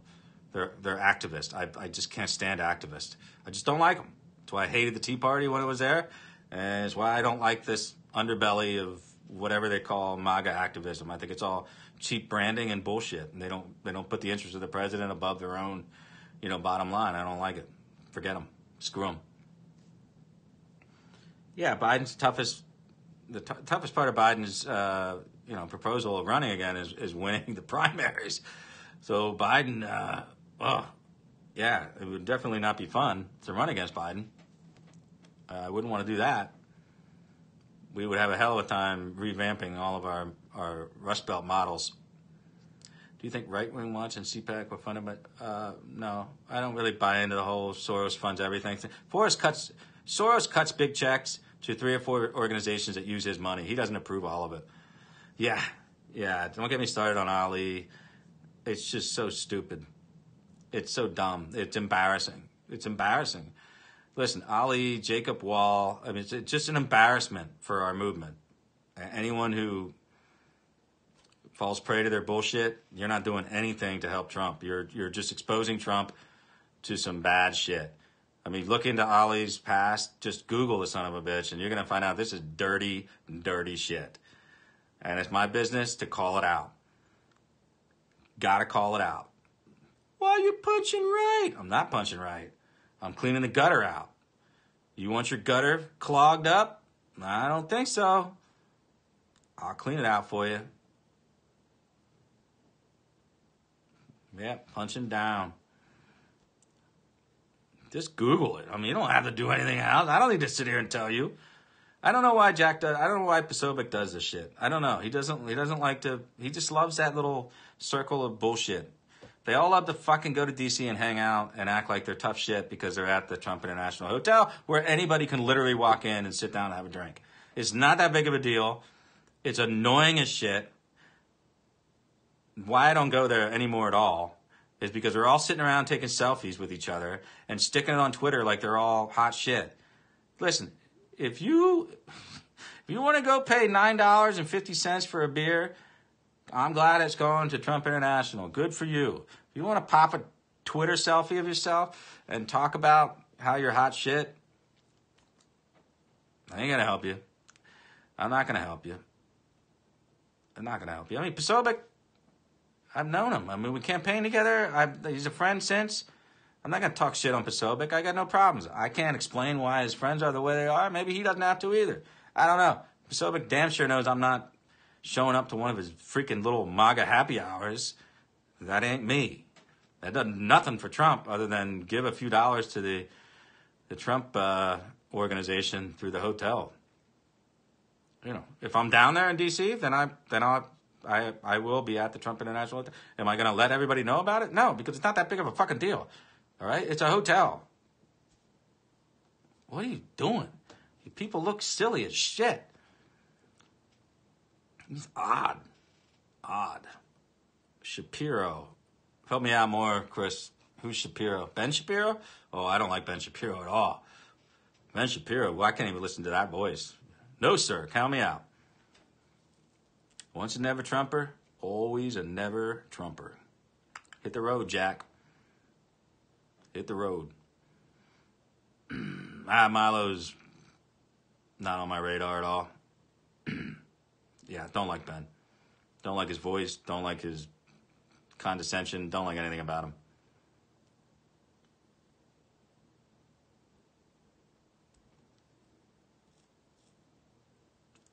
I don't know who Brandon is. I don't know who Brandon is. Don't like Mark Levin. The president does now, but I will never forgive him. I will never forgive Levin. I don't know who Brandon Darby is. I think I heard the name on Twitter, but I don't know who he is. Oh, Brandon from Walkaway. Oh, that guy. Yeah, he's scamming. He's scamming. He's hooked up with the likes of Tracy Beans and Ann Vandersteel. I wouldn't give that guy a dime. Not important. There's no walkaway movement. It's all a joke. It's all a joke.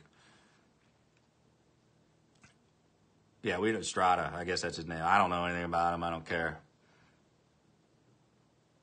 Don't spend your time worrying about this stupid walkaway bullshit.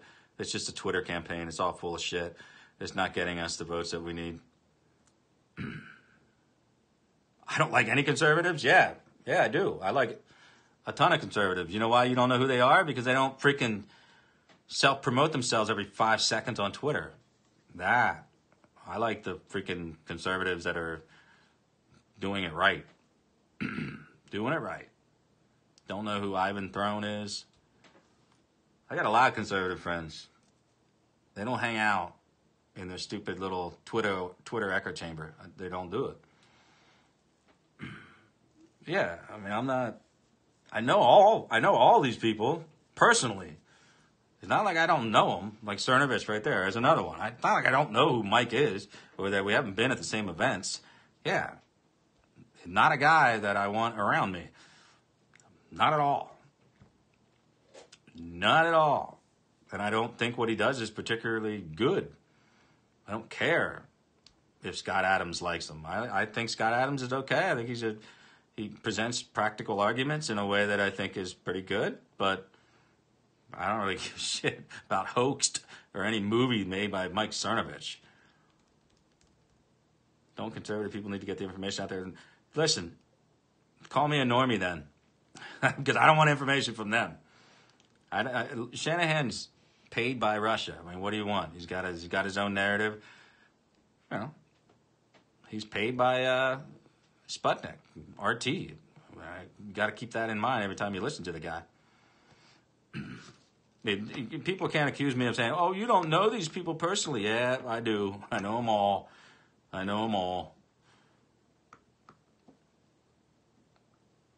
Yeah, Scott is trying to slowly convince people to back off on the climate change thing. It's not going to work. It's not going to work. Mark Levin was a notorious no-Trumper. He was a no-Trumper, never Trumper. Therefore, I will always be never Levin, ever.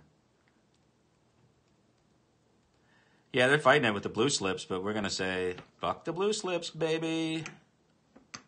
F them. Mark Levin wanted to sell books again. He knew he had to embrace Trump. Isn't it funny how they do that? Isn't it funny how Ben Shapiro embraced him? You either embrace him or you turn into Bill Kristol. There you go. I'm sure he does like Trump now. It doesn't mean I got to read his goddamn books. I'm not giving him a penny. He's not going to teach me a damn thing. I already went through Con Law 1 and 2 when I was in college. I don't need to sit around and listen to that whiny bitch. Jeez Louise. No way. No way. Just because you and I both love Trump doesn't mean I love you. I did not know Andrew. I am not Doug Stewart. Matter of fact, when Andrew first came on, I was still establishment back then. I probably wouldn't have appreciated him as much as I do now, posthumously. Yeah, I mean, she's all about herself. Ann Coulter's all about the president when it works for her, and she's all about being against him when it works for her. These people are all the same. They're all the same. They're pathetic. They're pathetic people, and they just don't get it. Or if they do get it, they're not telling you about it. Yeah. Listen, tribunals exist everywhere. Anything that's put together, even ad hoc by your local township or municipality, is a tribunal. So when Trey Gowdy uses the word tribunal on Fox during an interview, he's talking about any committee on Capitol Hill or any goddamn committee anywhere. That's a tribunal. Tribunals are not restricted to military tribunals. What is wrong with people? What is wrong with you? I mean, anybody, oh, God. Hey, how many people out there, their heads explode when they hear about this shit for the first time? Yeah, Trey Gowdy said, use the word tribunals when he was talking on Fox News one day, and the Q people took it as determination about it. I like Brad. I think he's good. I don't think he's going to be the campaign manager throughout the whole election next year, but he's a perfect guy to have in there right now because he's a data analyst genius. Yeah, go back to the beginning if you can. I've talked about the Rand Paul thing. I know. I wouldn't hit him too hard because Rand Paul's not what's hurting the president right now. Rand Paul is stepping up and taking a bullet for Cory Gardner and Mike Lee, the rest of the people that don't want to get in the president's crosshairs. So because Rand Paul knows the president the best, he's stepping up and taking his moment in the sun, which he is wont to do. Yeah, so that's the message, TJ, that he wants out there. So you can rail on him and kick him in the balls, but really, he's going to be golfing with the president in about a week. I guarantee you. Don't worry about it. Yeah, that's it. JK's got a good point. This is his MO.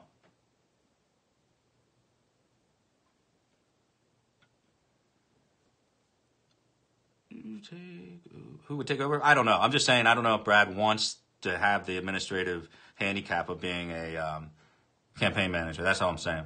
That's not a knock. Yeah, I'm very glad because the fan base would have went nuts if we didn't get Bryce Harper. So I don't think his war is gonna be to the level of his contract. But the fact that his contract is spread out so many years to keep the value down on an annual basis leaves the door open to Mike Trout in 2020 or 21. And Mike Trout is truly what the Philadelphia people would like to see.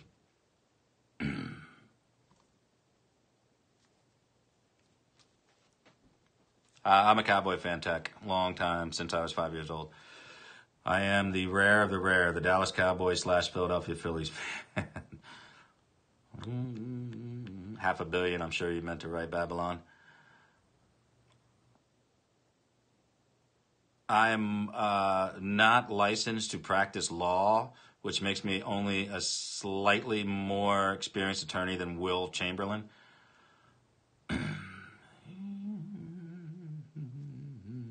Yeah, $330 million over 13 years, though. 13 years, that's a low annual value. There's like 14 people in the major leagues that make more money on an annual basis than Bryce Harper. So I'm not going to cry in my beer over that one.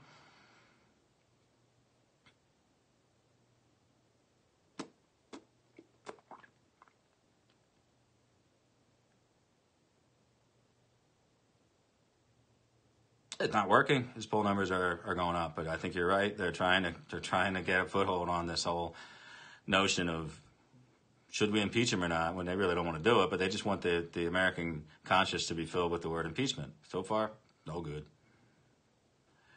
I did about as much of a policy rundown as people can stomach already, Jen. I don't know. I mean, anybody has a policy question, I will answer it. As much as I got battery left, I will do it.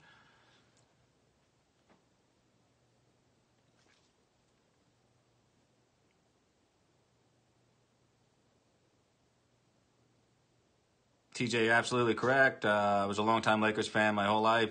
And when LeBron showed up, I stopped watching because I don't like LeBron. I don't like him. I don't like his politics. I don't like the shit he says.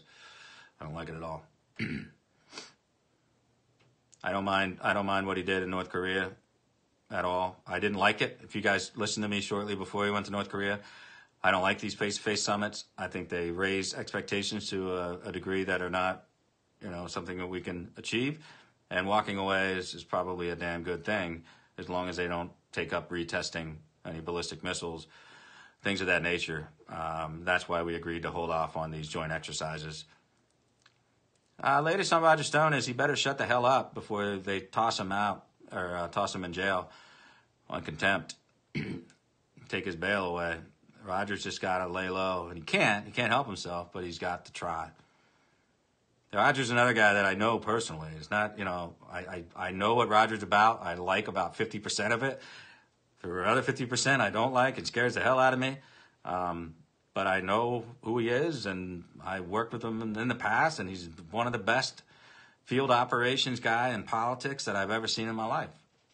So, I don't know, Tech. You got to ask the FBI these questions. I don't know what the hell they're doing. It's a show of force.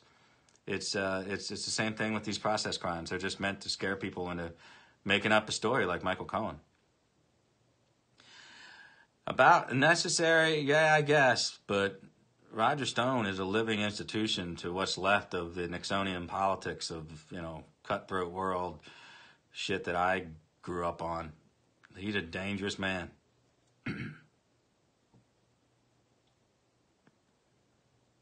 I have a Patreon with like 22 of like the hardcore people that follow me. Not like Praying Medic, but I have like 22 to 24 Patreons. And they go through my website to get there, wicmediaproductions.com. So they never took me down. I never had any problems with Patreon. Never did.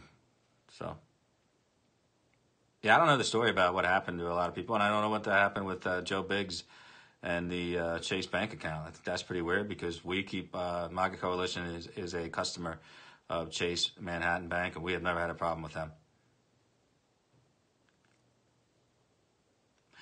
No, I have a clean record. I am not a crook. I missed a question above that, but if you want to ask it again, I'll answer it. I do have a clean record, which I know is weird for people that are online Trump supporters.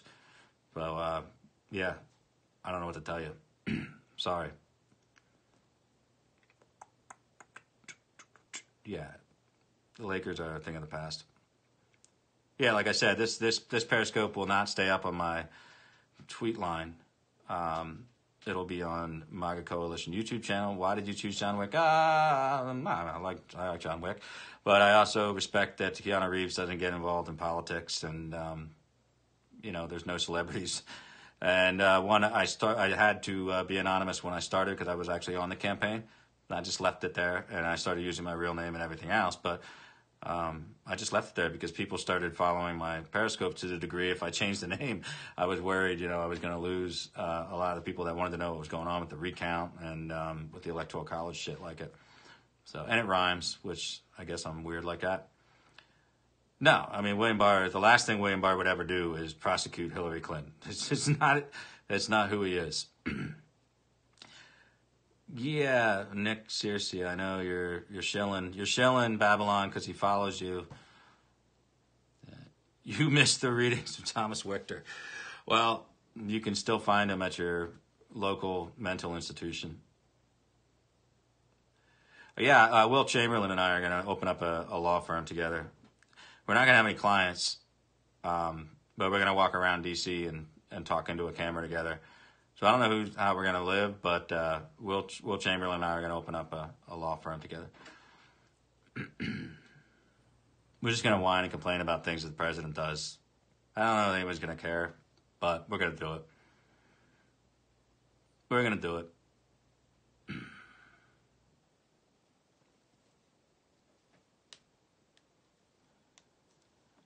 I'm being an asshole today.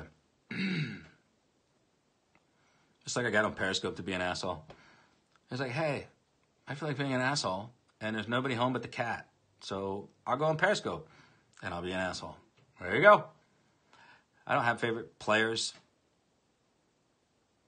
Men don't really get into that.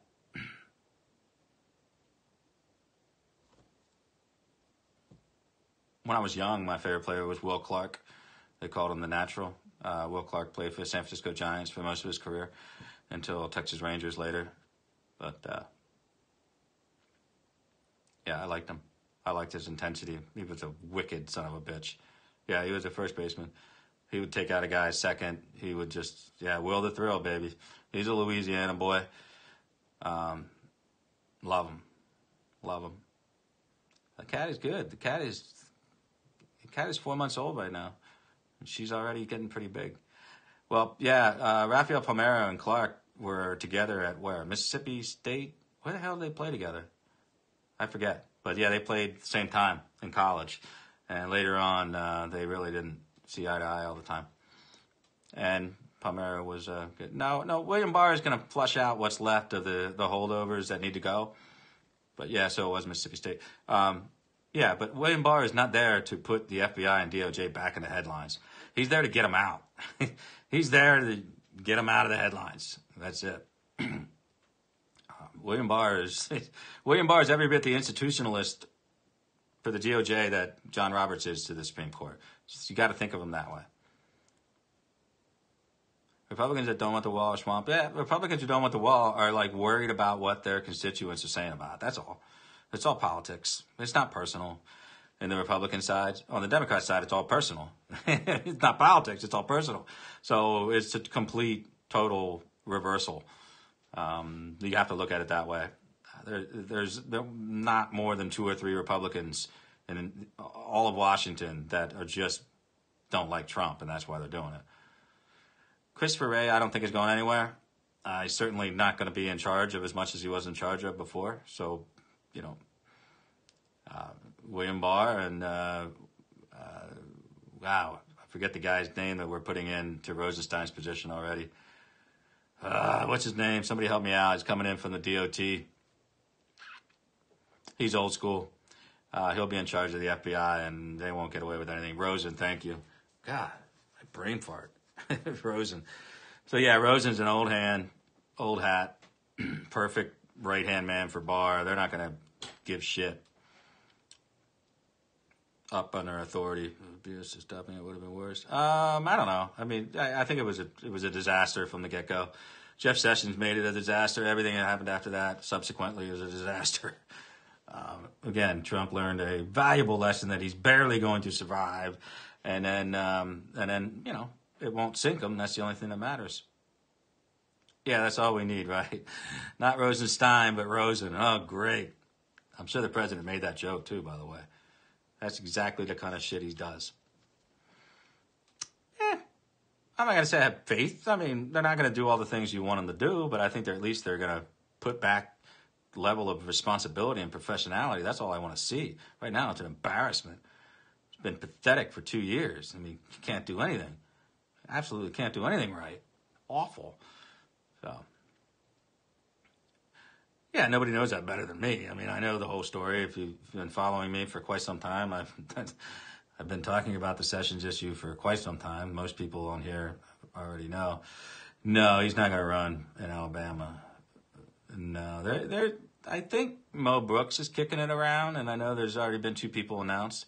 So I think if Mo gets in, Mo will actually with the funny thing is with old Cowboy Roy sniffing around again, I think that might get Mo Brooks in there to nail the lid shut down on it.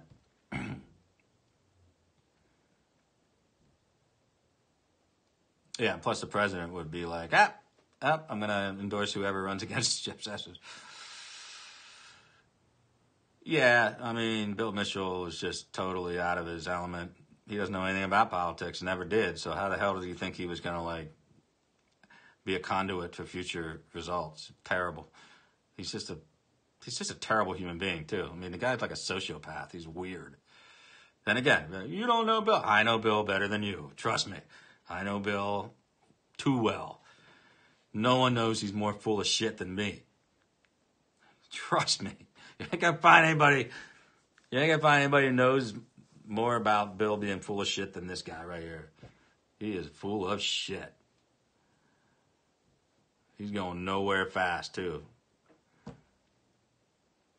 Yeah, I heard the same thing, Cowboy. I don't know. Ginger will have to address that, but I did hear that Ann Vandersteel was disavowed personally by the Trump campaign, which is incredible. That's incredible for them to, like, reach down and swat such a freaking tiny little insect.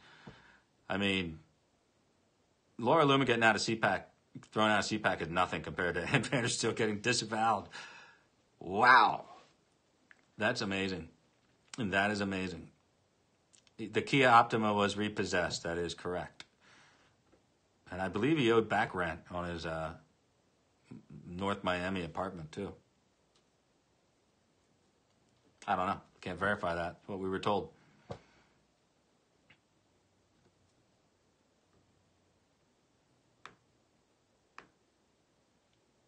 Yep. Wherever there's a group of anybody congregated together where she might be able to, squeeze a buck out of it, you'll find Ann Vandersteel there. Shilling like a villain. Ann Vandersteel shilling like a villain, baby.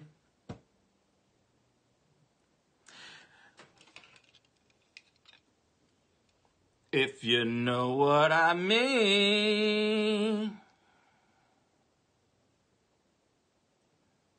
As hard as I try, I cannot be as irritatingly and latently homosexual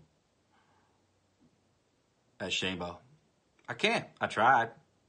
I can't. I could not. I gave it a shot, though. Shanebo, I gave it a shot. If you know what I mean. I mean, what are you doing? You're humiliating yourself, Shanebo. You're humiliating yourself. Now what? Now you came after the big dogs, and the big dog said, hey, didn't you mail order a Muslim bride from Tehran? That's weird. That's weird. Yeah. Don't get in the ring. Don't get in the ring. Trust me. Enemies are going down left and right. And we're not even doing the final pushing. You guys ever see a beaver take out like a cottonwood tree? Do you ever watch like a nature show where you think, how the hell can a beaver knock down a giant tree? How do they do it? They gnaw at that shit and gnaw at it for like a whole day until there's like this much left on the trunk, and then they go away. You know why they go away? Because they don't want the tree to fall on them. They wait for the wind to knock them down. That's what we do. You come at us and you're a grifter, a scammer, a liar, or a loser. We'll just gnaw the trunk until it's there, and then we go away, and then whatever wind comes along, boom, you're done. You're done. We're not taking you off Twitter. Twitter's taking you off Twitter. It's your stupidity and outright violations of TOS get your ass thrown off. You gotta. We're not doxing anybody. You want to come after us and say stupid shit that isn't true and slander? You got no right to be anonymous. You have no right to be anonymous. Then you better not have any skeletons in your closet when you come after us. My life's an open book. I mean, they blatantly make up stupid shit about me. You know, oh, he lives with his mom. I wish I lived with my mom and dad. Have a great house in Hershey. I mean, it's fucking beautiful. They wouldn't let me live there for a day. I'd be like, Mom, it's snowing. I'm going to sleep in the basement. Hell no. Hell no. You've been out of the house since you were 22, son. You ain't coming back. So, no, I don't live with Mom. I actually live with my wife and my 2 kids like a normal person in a house. Not a duplex, a house. So they just lie all the time. And it's just funny. So if you want to lie about me, make shit up about me, then we're going to find out who you are. And then we're going to find out why you're being anonymous. And usually it's because sometimes you're just a criminal with a record. Other times, you married a freaking Muslim mail order bride. Hilarious.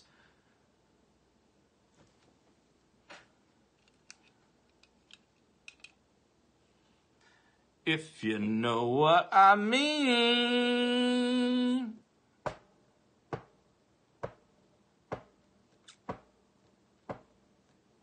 How'd that turn out for you? How'd that turn out, Shanebo? Hey, these guys blocked me. They blocked me. They won't take me on. Unblock me. So you requested that I unblock you, so I unblocked you. How'd that turn out for you? How you doing, Shanebo? Oh, by the way, Shanebo, why'd you block me on your new Twitter profile, your new Twitter handle? Only pussies block people. Why did you block me, bro? Why'd you block me? How'd it turn out for you, Shanebo? You got something else you want to say about me or Ginger? Let me know. How did it turn out for you? Ooh, if you know what I mean. If you know what I mean. How'd it turn out for you? They're all a bunch of liars, losers, and scammers. All of them. Every single one we take on. More importantly, every single one that comes out to reach and try to poke us, they have a reason for it. You better be riding a white horse, wearing a white robe, and you better be riding through the salt freaking desert of Utah to come at us. You better be purer than Caesar's wife. And they ain't. None of them. You will be called out onto the carpet. The fan will be turned on high and the plate of shit will be served. That's the way the game goes. That's the way the cookie crumbles. I don't know what else to tell you. They're taking out the scammers. Taking out the liars and the losers. Taking them out to the trash. Curbside, baby. Doing it because it's ultimately going to help clean up the cesspool at the bottom of the base. Let it be a beautiful, beautiful coalition of people working towards keeping America great again. You don't need to learn his... He doesn't want you to know what his Twitter handle is because he's not supposed to be on Twitter anymore. So, I don't know what it is anymore. He blocked me. Not important. Not important. Like, hey, it's pretty sad that I would go out of my way to make fun of some of these people. But I will. Yeah. No one cares. I'm just making fun of you because I'm being an asshole today. You're welcome. You're welcome. Tom Fitton. I like Judicial Watch. They're chipping away doing their Sisyphean task of trying to get things out there, but it takes forever, and they're just proving the futility of the Freedom of Information Act. But I like what they do. I like how they, they're trying to keep the Department of Justice on their toes from all the bullshit. So I approve. I'm cool with Tom Fitton. There you go. I mean, people are like, oh, don't you like anybody? Yeah, I like Tom Fitton. He's all right. The shirt's got to go, man. The shirt's got to go. We get it. You work out. But you got to buy a bigger size shirt, man. Seriously. This freaking Fabio shit just ain't working. Just wear a normal size shirt, man. We get it. We get it. I'm going to the gym too. I like to pop out the guns every now and then. Nah, I'm not going to do that. Nope. So donate to Judicial Watch so Tom Fitton can buy a bigger shirt. Toss him some cash, y'all. Let's get that man a shirt that fits.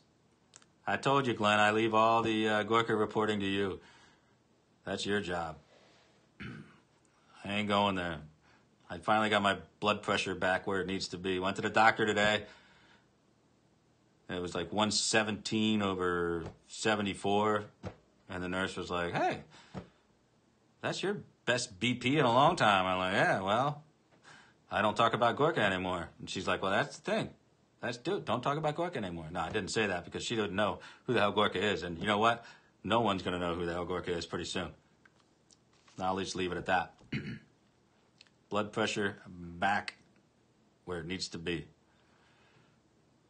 It was good.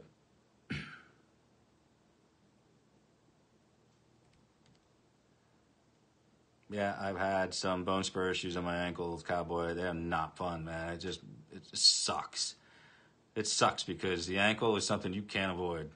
You just can't.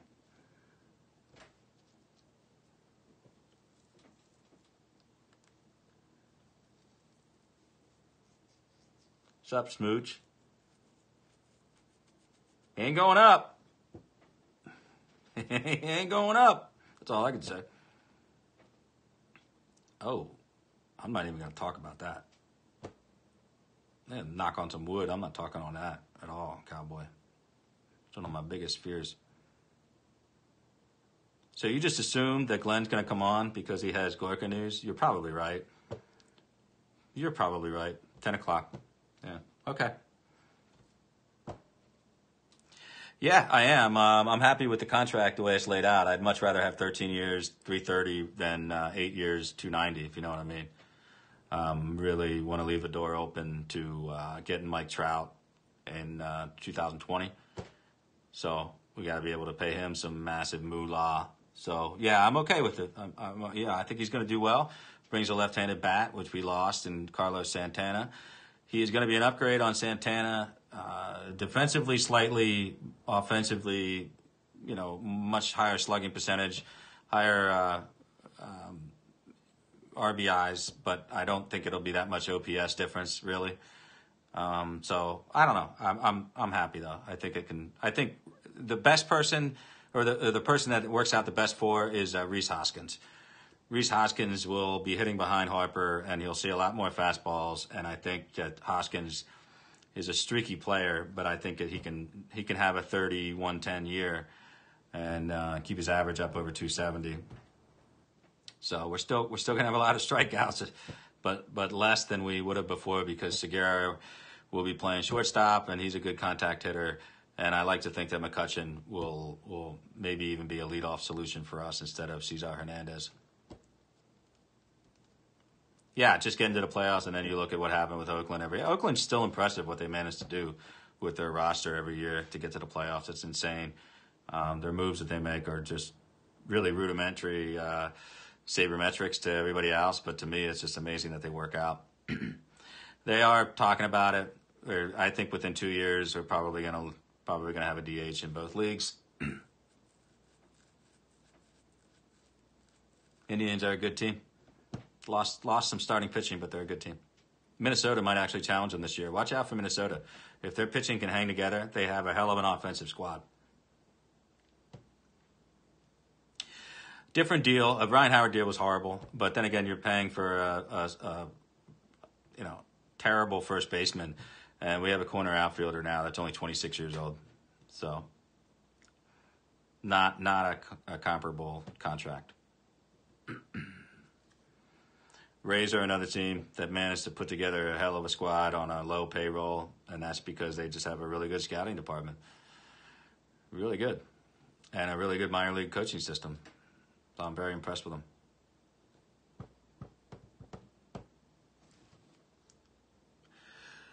All right, almost time for me to run.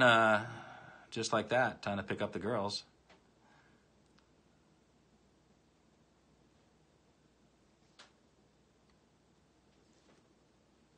Yeah, thank you guys for tuning in. Again, this will be over at MAGA Coalition YouTube channel. You want to go to YouTube, search MAGA Coalition, and you'll see us pop right up. And if you could subscribe, that would be awesome, because you will be able to see my periscopes there, because they will not hang around and clutter up my precious, pristine timeline on my Twitter account. You'll find out tonight, Smooch, when everybody else finds out. 10 o'clock p.m. Eastern. Please catch Glenn Herman on Periscope. I will share it, and maybe I will call in. But he will fill you in on the latest Gorka news, which is not my bailiwick.